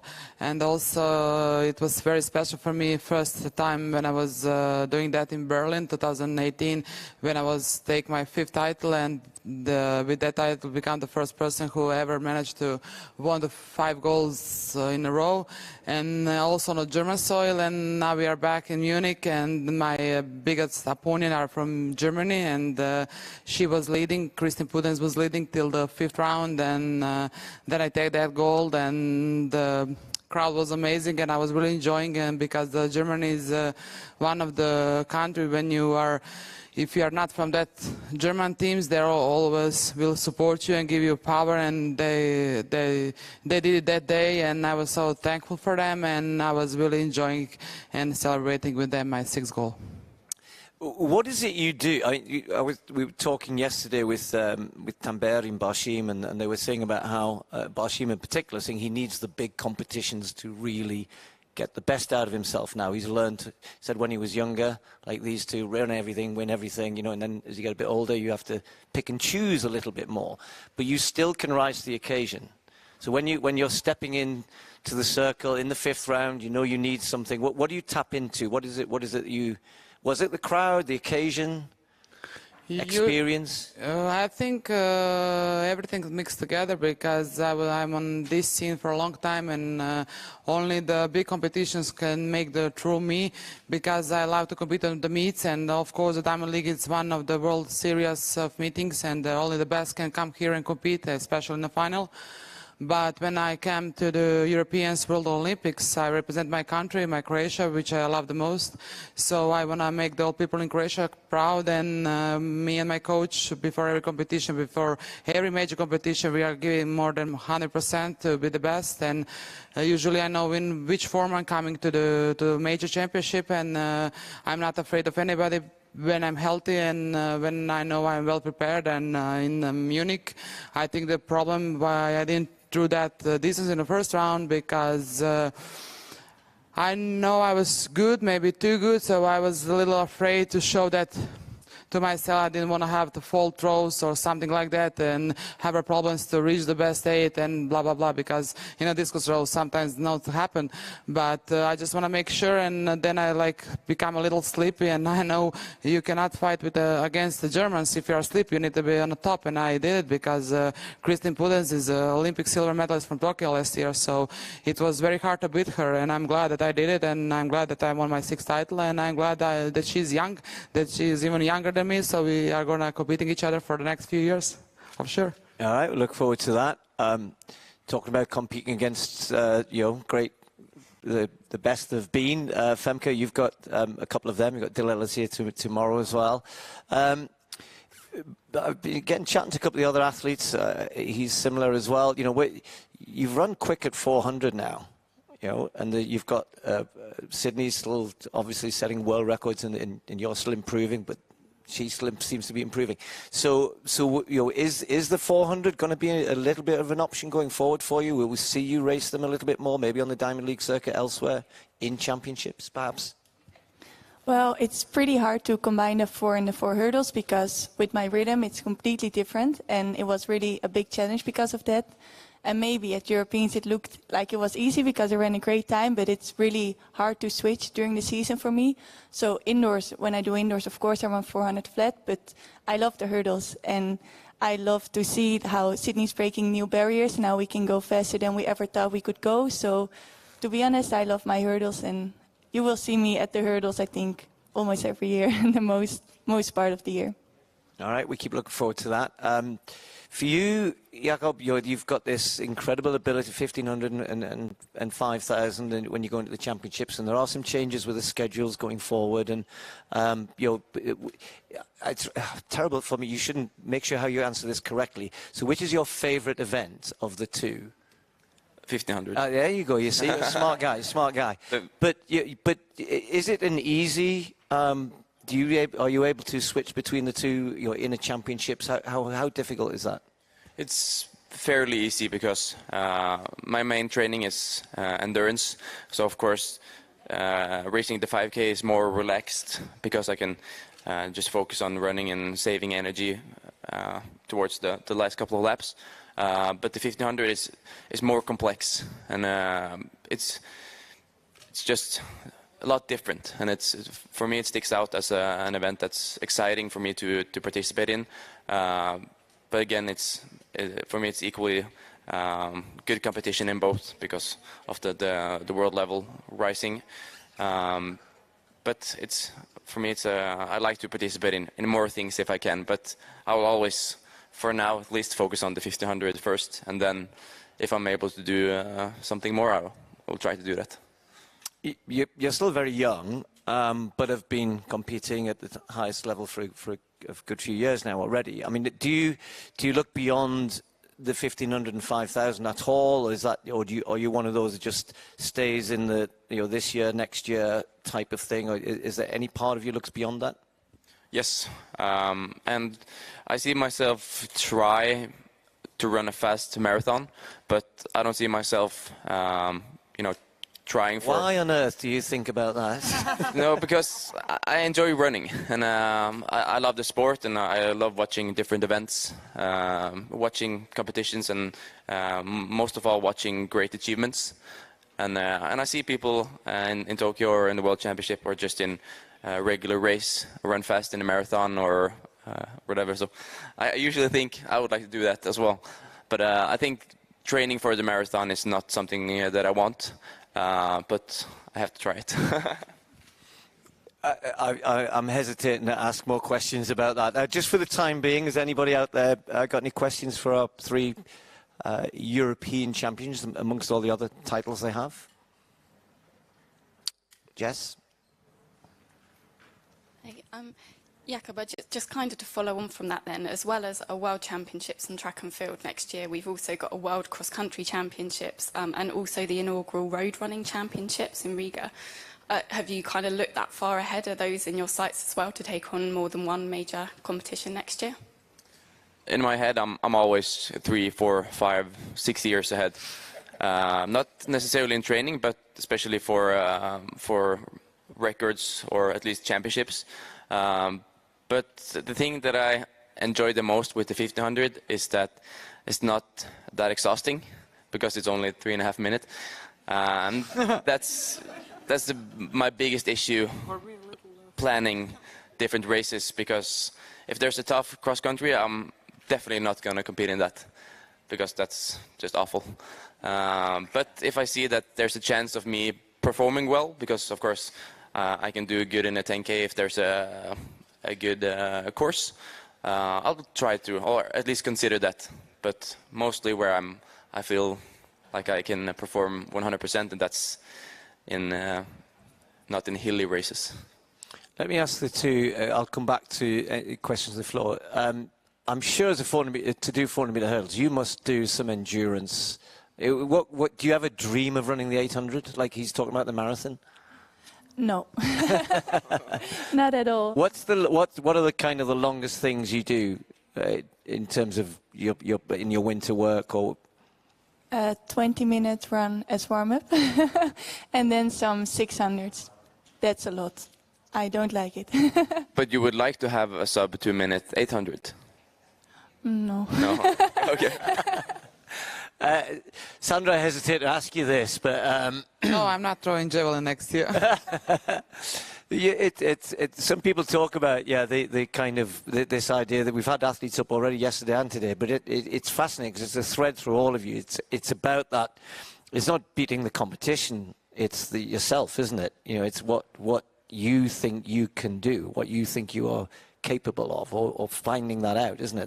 That's part of the joy of it. Yes, of course, but at the same time, we're always racing or competing against other athletes, and we're always trying to prove ourselves as the best in the world. So, of course, that's a big part of it, but it's also about, for me at least, it's about records and trying to see how fast I can run and see what we're able to achieve, because I've been working for this for 15 years, and so have everyone else. We're trying to see how far we can go. You started early. Anybody else from the floor? I've got a couple of other questions, but if you don't, no? I just want to keep giving people the chance. Sandra, you talked about the kind of, pulling on your Croatian vest and how important it is for your country and all the rest of it. And we've been chatting really about, often talk about pure talent in any sport, but athletics, but also about the environment you grow up in and the support you get. And even when you're you're the best example of that. A family that were already running, and you grew up with that. Did you have that sort of experience, or was it just somebody said, you're going to be a great discus thrower, or were you surrounded by that? I think Croatia had a good sport culture because we was like 4 years ago second in football, which was like the biggest competition in sport actually.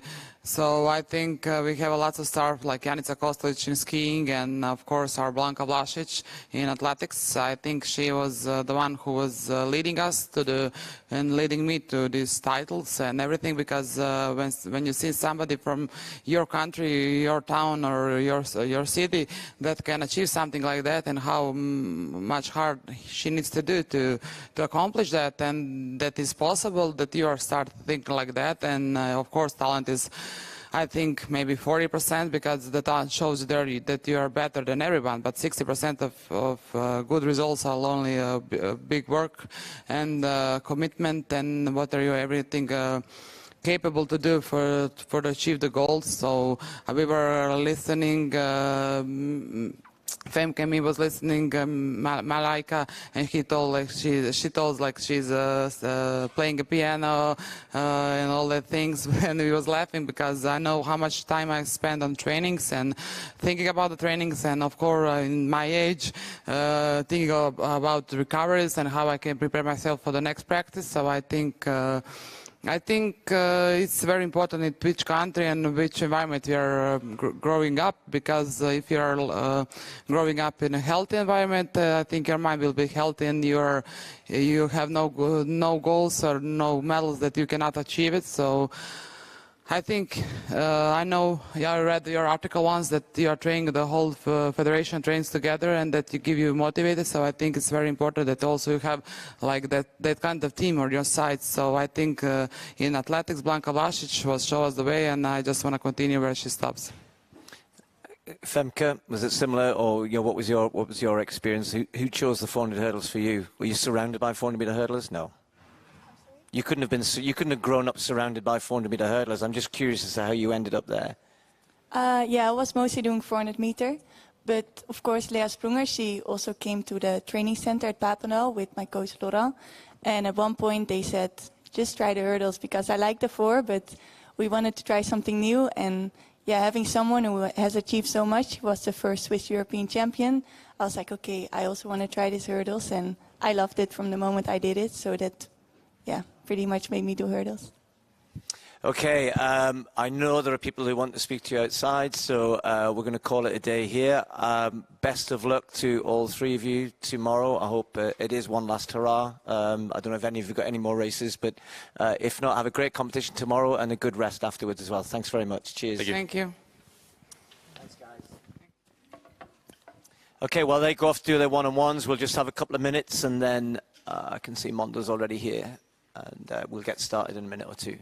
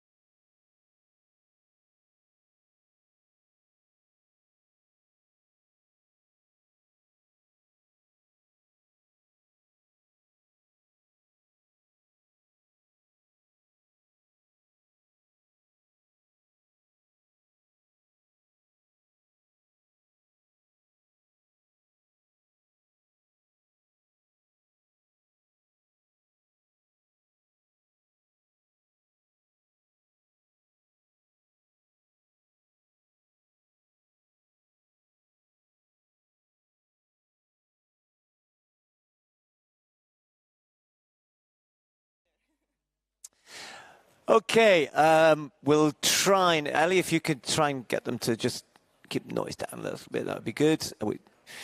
This is good. These are the fastest set of conferences I've ever done. It's like 2 in, 2 out, 2 in, 2 out. It's brilliant. Okay, welcome to Mondo Duplantis and Mujinga Kambundji, and we've been billing people as we've had the cool guys.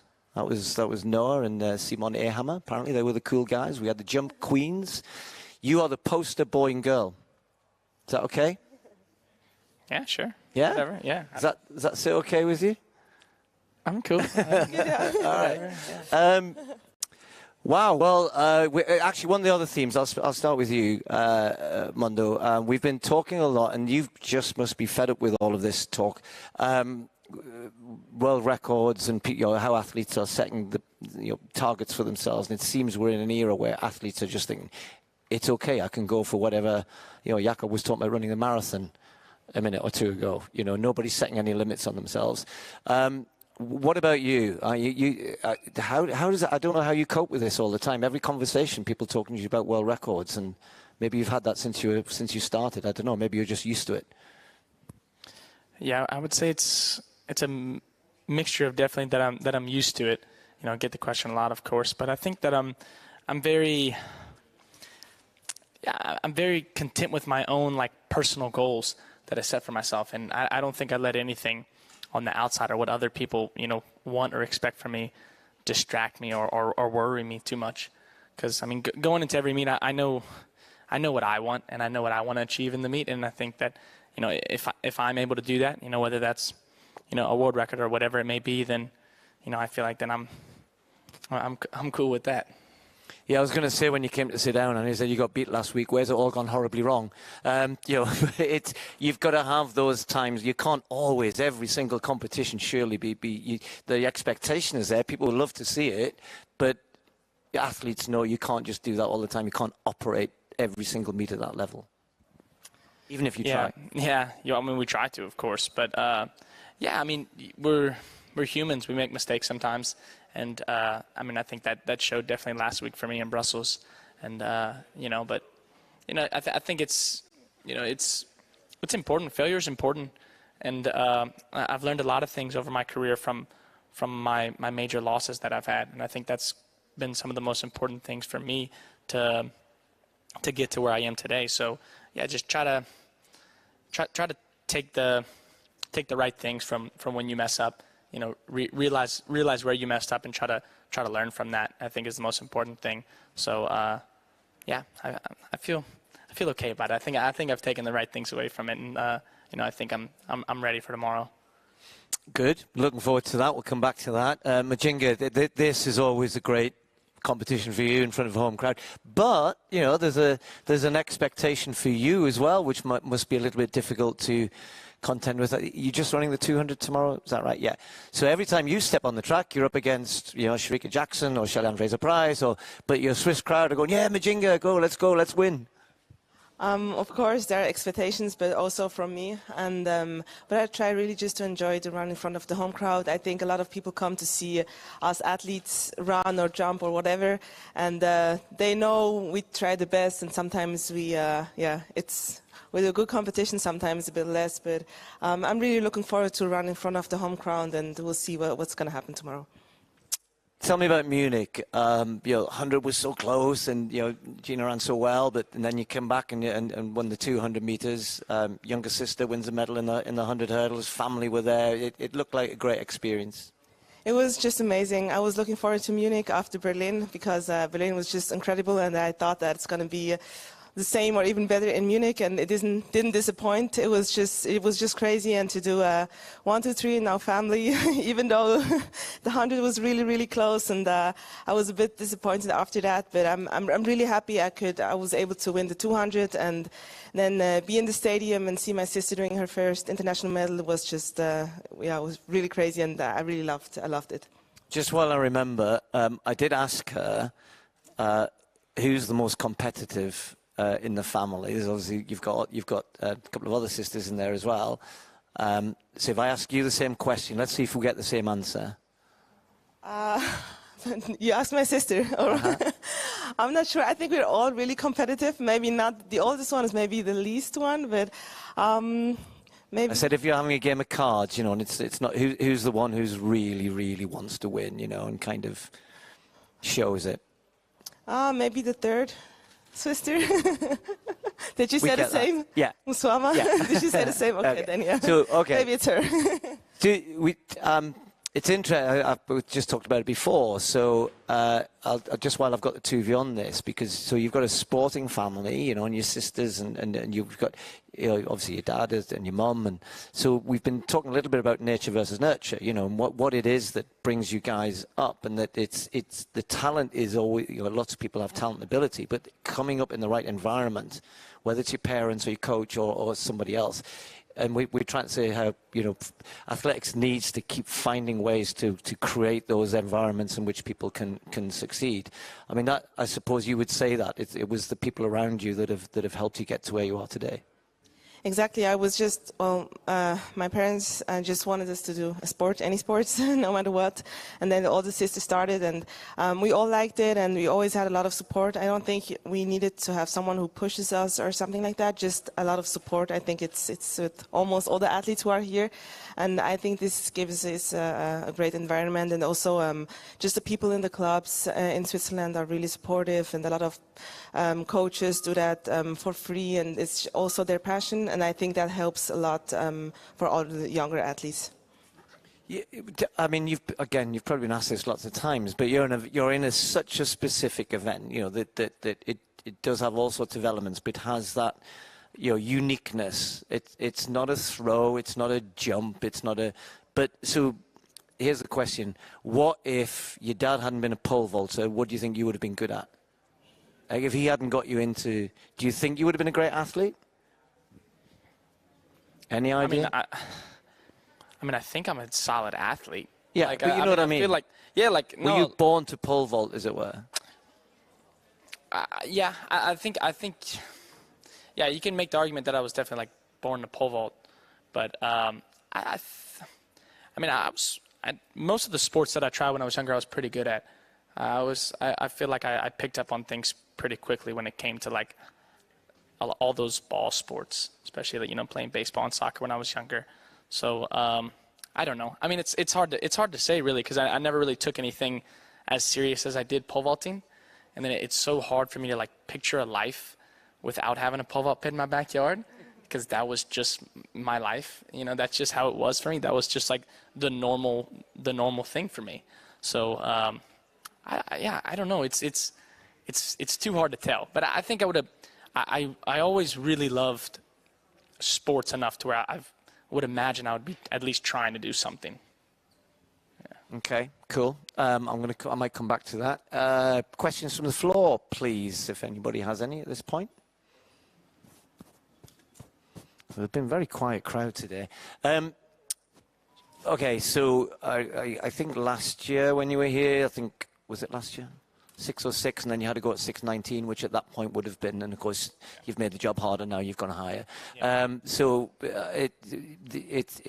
We said one last hurrah for people.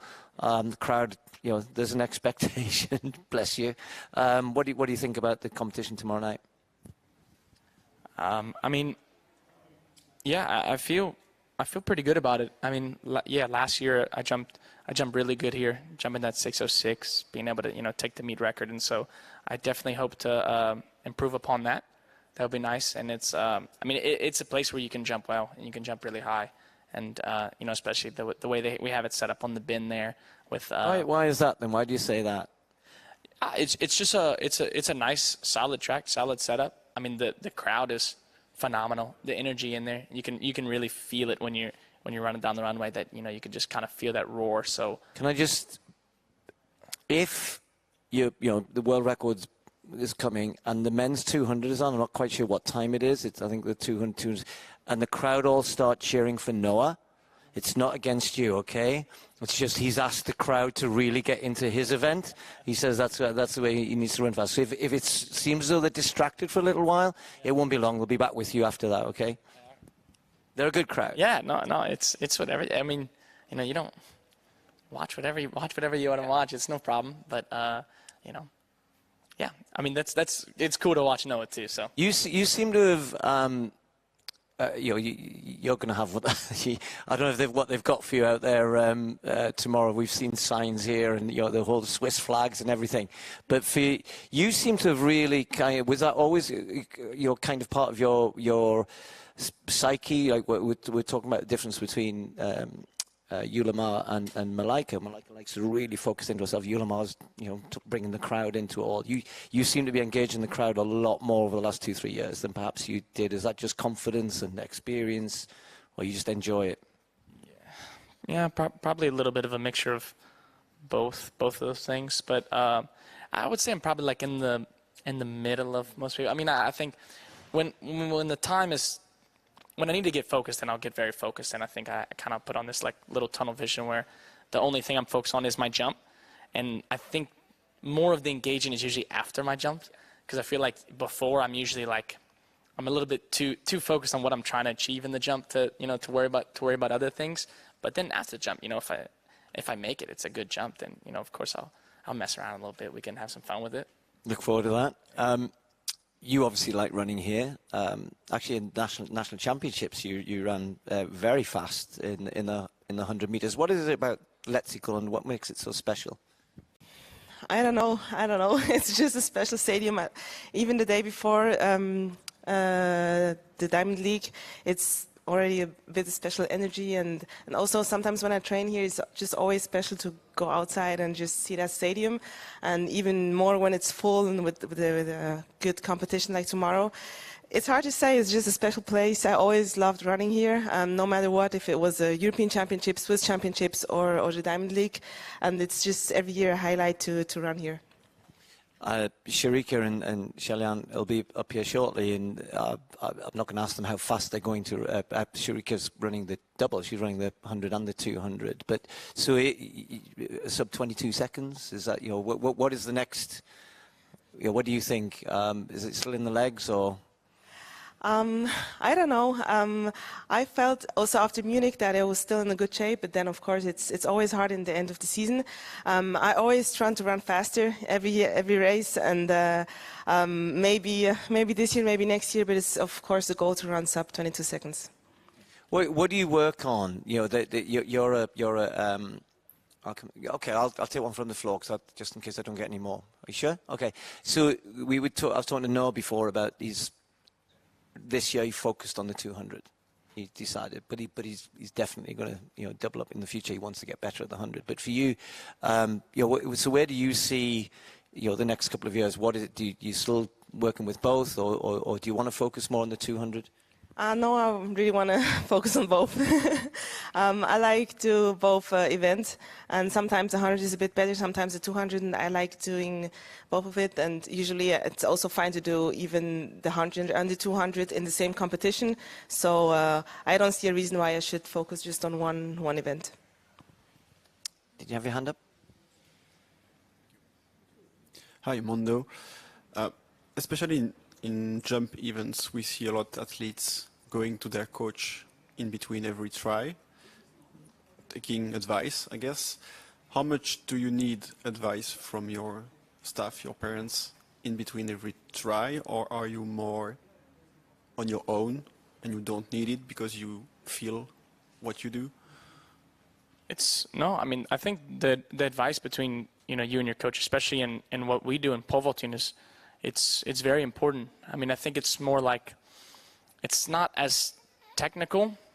It's more as far as like your technique of your jumping. I feel like that's kind of more done in like in training, behind the scenes, and then whatever you got is whatever you got when it comes to the meet day. But it's more trying to figure out the right pole, the right placement of the stanners, where to have you run, and just kind of those little numbers that you got to caddy out with your coach that are really important, because every day gives you something a little bit different in our event, depending on the weather, the stadium, the track, whatever it may be. Poles can be rolling in a little bit different way, maybe a little bit tougher to get on higher grip, maybe you need a higher grip. So it's usually it's those little tiny adjustments that you need to make kind of on the fly that make it really important to have a coach on site that can kind of spot some little things like that. Yeah, at the back. Hi, Mondo. Do you prefer tough competition bringing out the best in you, or do you prefer to be alone from early on and less tired to eventually jump high?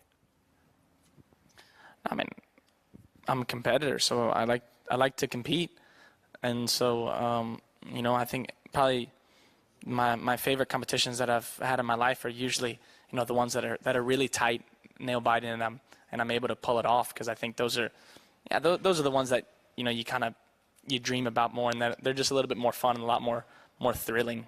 But you know, sometimes the way the meet sets up though is, you know, if you are able to win early, then you're able to pick your heights a little bit easier as far as like saving energy, and if you want to jump like a world record or something. But I mean, I've jumped high kind of in every which way at this point, whether it's a really good competition or somewhere I was by myself from early on. So but I definitely like I like a nice little competition. I think that's always fun.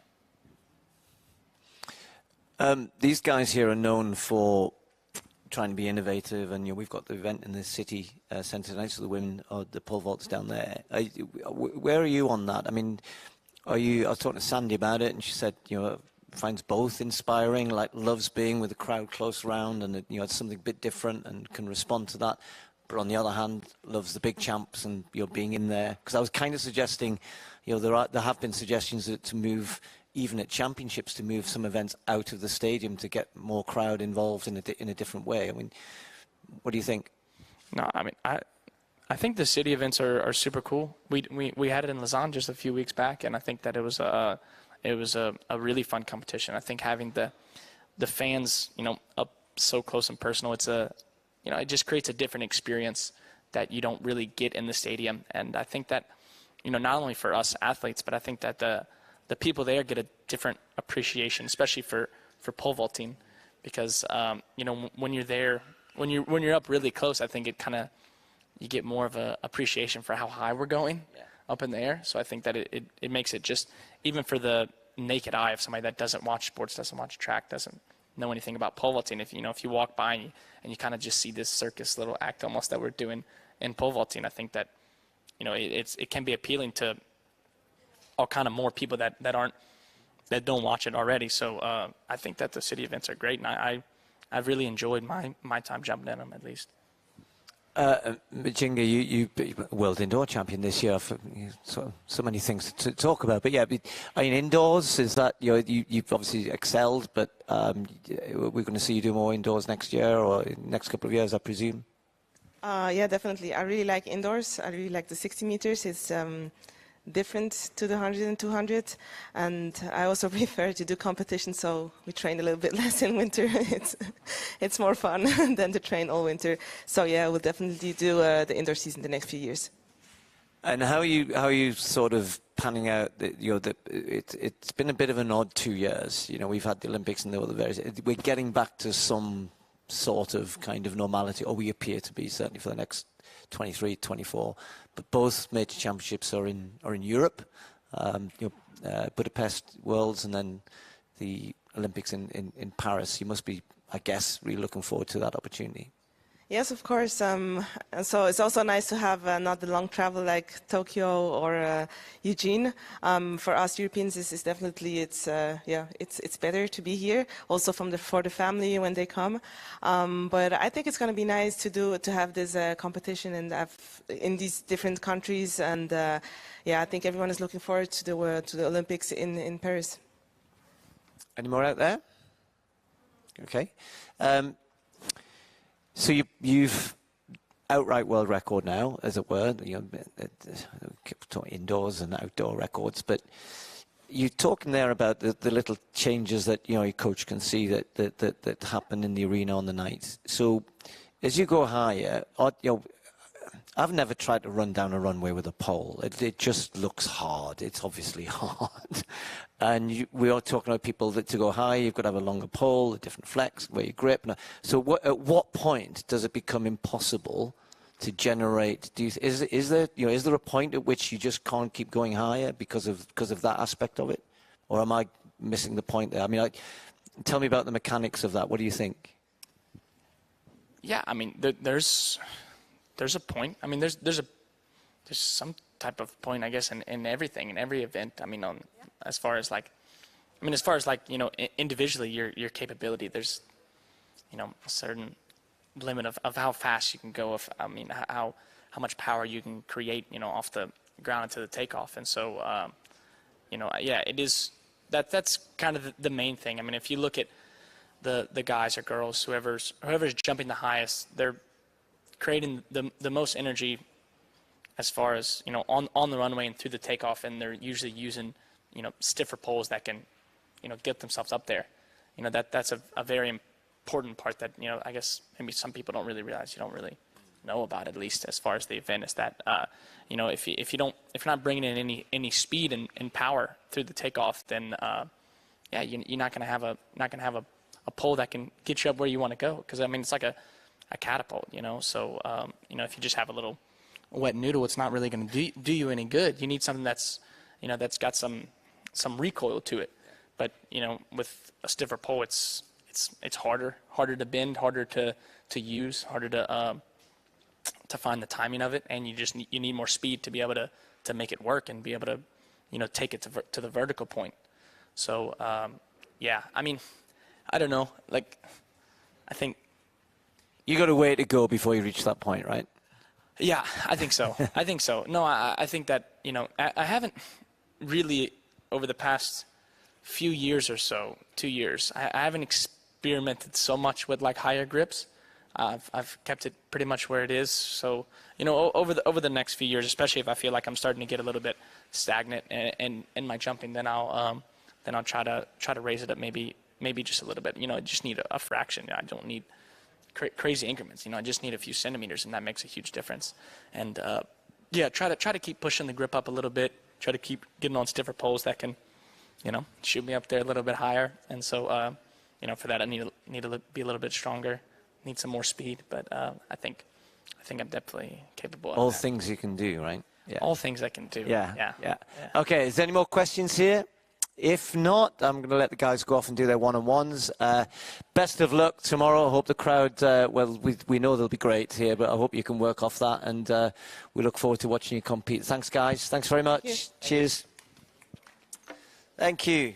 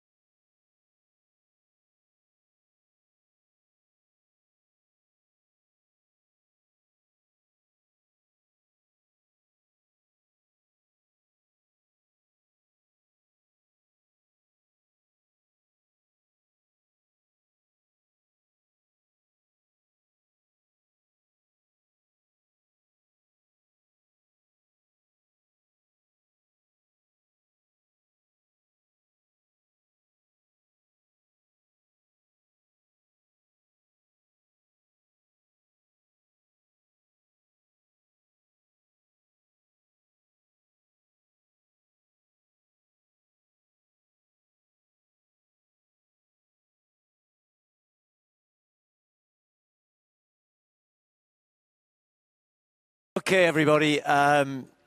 We are heading into our last pair, but we have saved the best to last. But don't tell anyone else I said that, okay? Our sprint queens are here. Shericka Jackson, it'll just start when you start talking. Okay. It's clever. Shericka Jackson and Shelly-Ann Fraser-Pryce, welcome, ladies. This now, right? Thank you. There you go. We're on. Oh, he hates it when you do that. Hey. Look at him. See, he's upset because you're banging the mic. Yeah. I'm sorry. Well, welcome back, Zurich. It's the end of the season. Oh, hang on, is it the end of the season after this? Is it? Yes, for me. No, definitely. Oh, no. For me, a yes. Definitely a yes. For me, no. Where are you going after this? I think I'll be going to Belizona. But okay, yeah. Cool. Oh, it's not far. It's not far. Shelly-Ann, I'll begin with you. This is the Diamond League finals always important. It's always a big race. But goodness me, this has been a big couple of years, hasn't it? That it all seems to have rolled into, almost one long 18 months or so. Yeah, it has been an incredible season, and I know you say the Diamond League final is a big event. It is, but I must say, female sprinting so far, the 100 meters have definitely been big. Doesn't matter, where the event is. You just know the ladies are going to show up, and I think for female sprinting, that's definitely a plus. That you stand at the line, and you have to be ready for the competition, and the energy is high, the expectation is good, and I think the crowd definitely deserves that. And Shericka, you're not even just going to come here and run one event, and there's nothing wrong with running one event, but you're going to run both, 200 and 100, which is fantastic. There's not long between them, though. It's long enough, an hour. That's so okay. I think an hour and 20 minutes, and I think that recovery is good enough for me. So I want to challenge myself, and I think here is the best place to do it. What is it about this place? I mean, we'll talk a bit more about the season in a second, but I just want to concentrate on Zurich just for a minute. There's so many people come here. It doesn't matter what event. The distance guys love it. Mondo was saying he loves pole vaulting here. Sprints obviously are great here. What is it? Is it just the crowd, or any ideas? I think the crowd and the competition. When you come to a Diamond League final, you have to come with your A game, and I love competing here. Last year was good. I came so close to a diamond, but didn't win. But I think the competition here is always good.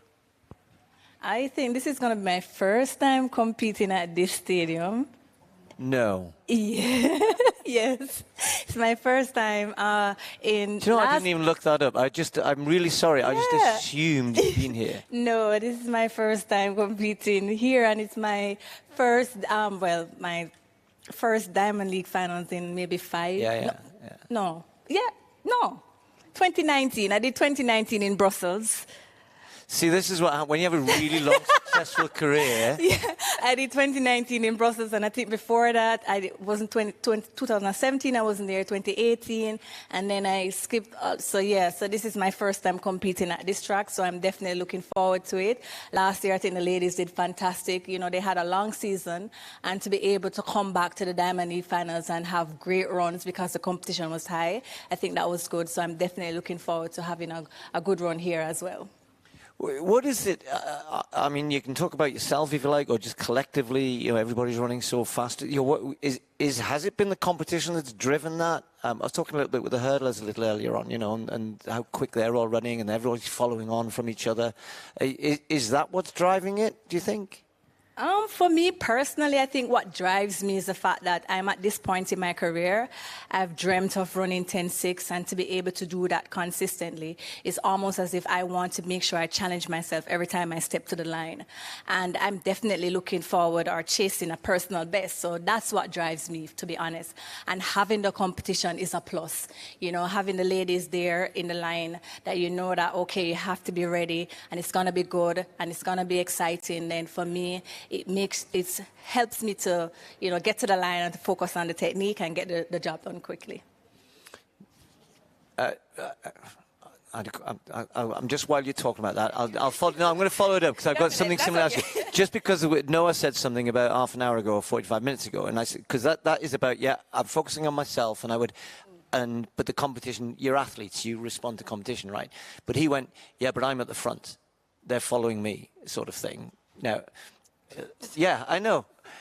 But that's an interesting thing, isn't it? As though, because sometimes the competition is driving you forward, you're driving yourself forward. But his view is, they're almost pushing me forward. Do you know what I mean?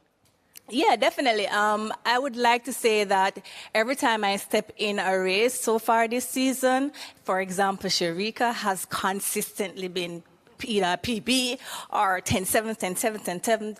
And then, you just know that, okay, with that high-level competition, at any given time when you get to the line, you can expect something good because these ladies are going to challenge you and they're going to come. Whether or not you think you're at the top or you're at the bottom or you're in the middle, every race is a different race and you have to be ready for that race.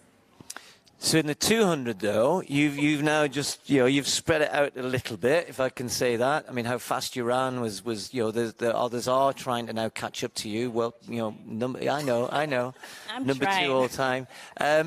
Was the time that you ran at the Wells, was that, did you know that was coming? Was that, gold medal is the thing you want, of course it is, but was the time something you were expecting? Definitely. Before I started the season, I wrote that exact time. Really? On a piece of paper. Have you got the lottery numbers for this weekend by any chance? That I left on my trophy stand, and I never took a picture in my phone because I wanted to, every time I step in my house or I go to training, and I said, okay, then I have that target. I want to meet that target, And I think this, when I wrote that, I went back to training every day and I work even harder. Some days you might have a bad day, but don't let a bad day get you down. And I think I had expected the time right after the Jamaica trials. I said, okay, it's coming. And I wanted it so bad. And I continued to work. Right after the trials, I went back to training and I achieved that. And I'm so happy. I went back home, though, and I wrote a different goal. So I was just going to ask you that. What have you written down now? Definitely. I wrote another time there because I definitely want to go faster. And I think I'm capable of doing that. If it's not done tomorrow, then definitely I'll come back next year, work even harder. So definitely. Where's the piece of paper? I left it at home. Okay, we'll let you off. But that's an interesting thing. They often talk about, if you read books about setting goals, write it down.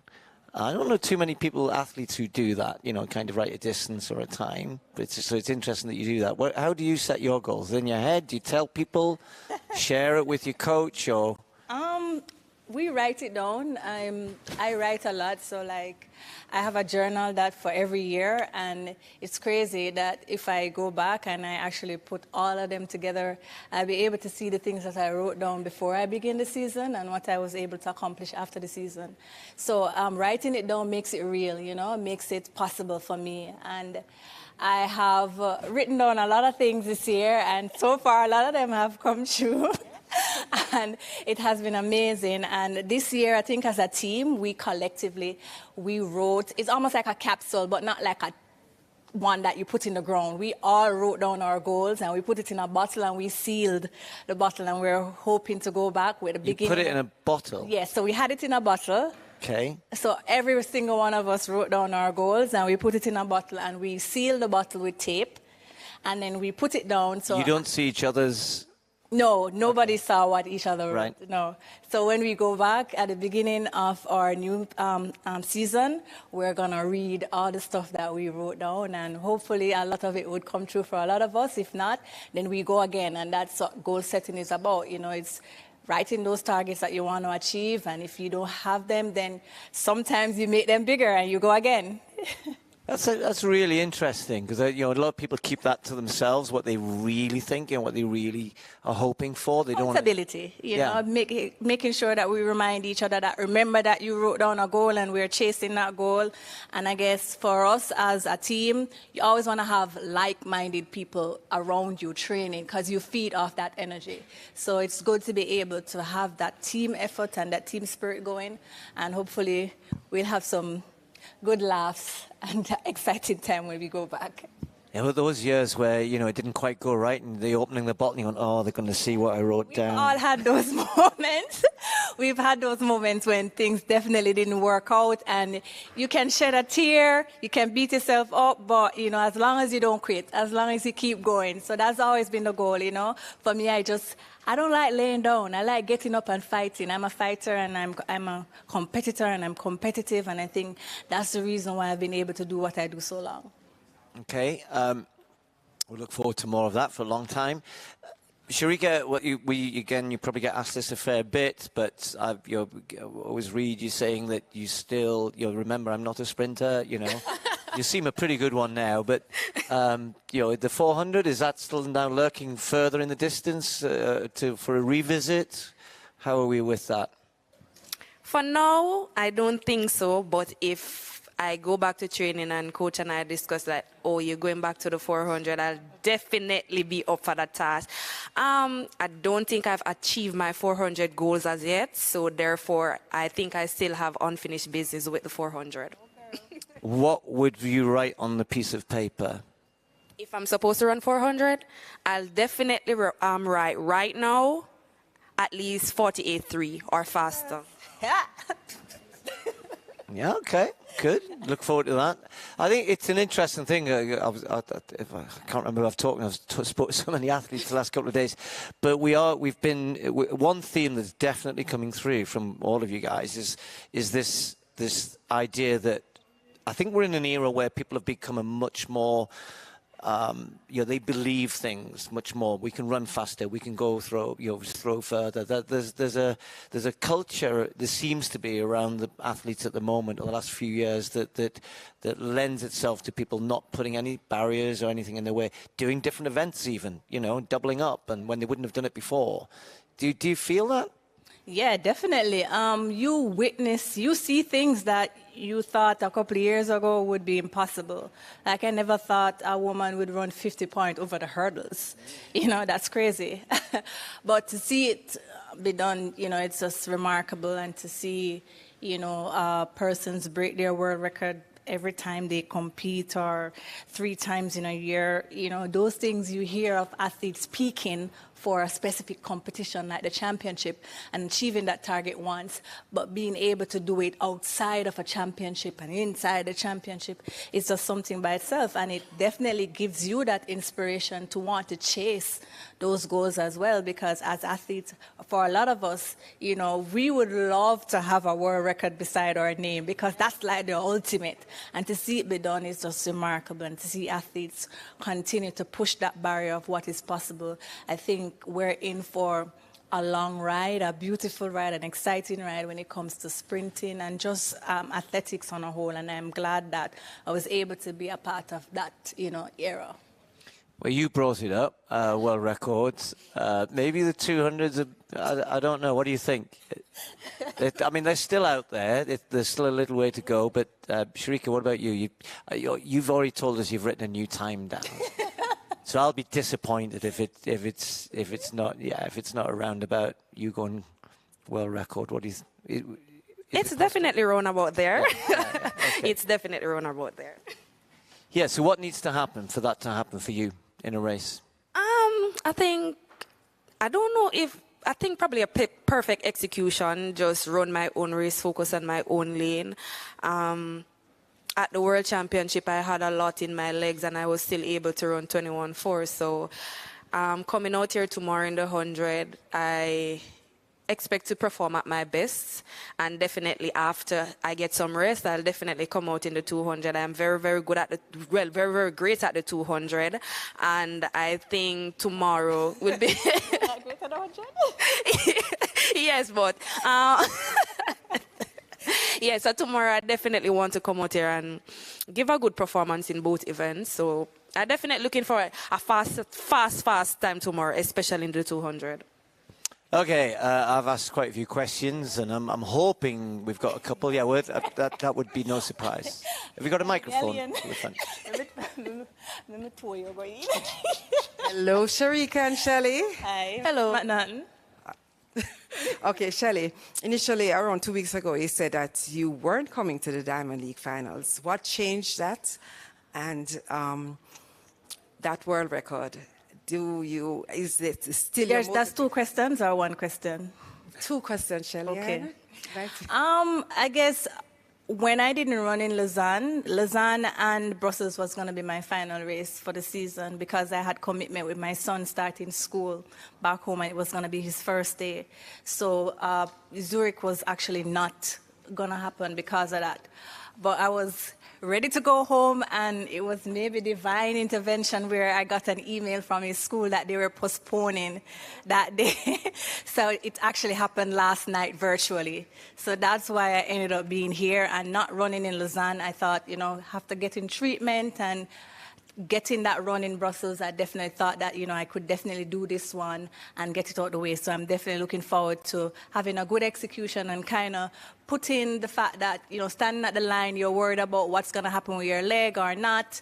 So now that you feel like you're confident enough to know nothing will happen, you'll stand there and you'll definitely give a good account of yourself. I'm definitely looking forward to running fast and, just executing and having a good run. Okay, quick one for Shericka.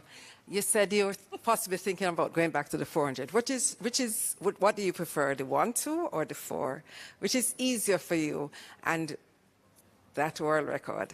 I've been asked this question a lot of times, and I say this a lot of times. I'm so good at all events. I don't think right now I have a favorite event. I love running all of them, and once I am fit enough, I'll run all of them. Okay. Okay, anybody else?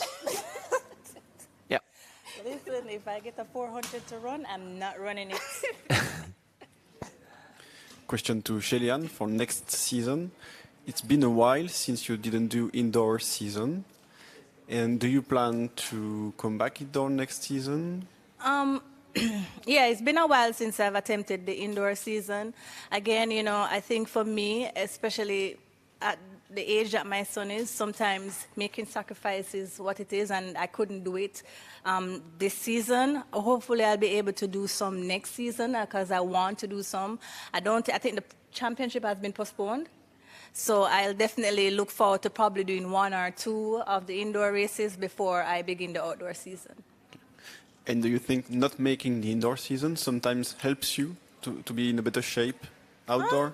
Not really, because you find that because we don't really have like an indoor season when it comes to in Jamaica. So for us, it's maybe 1 or 2 meets that we'll actually go. And for most of us in Jamaica, we don't peak for the indoor. We just go and run and we come back to our training.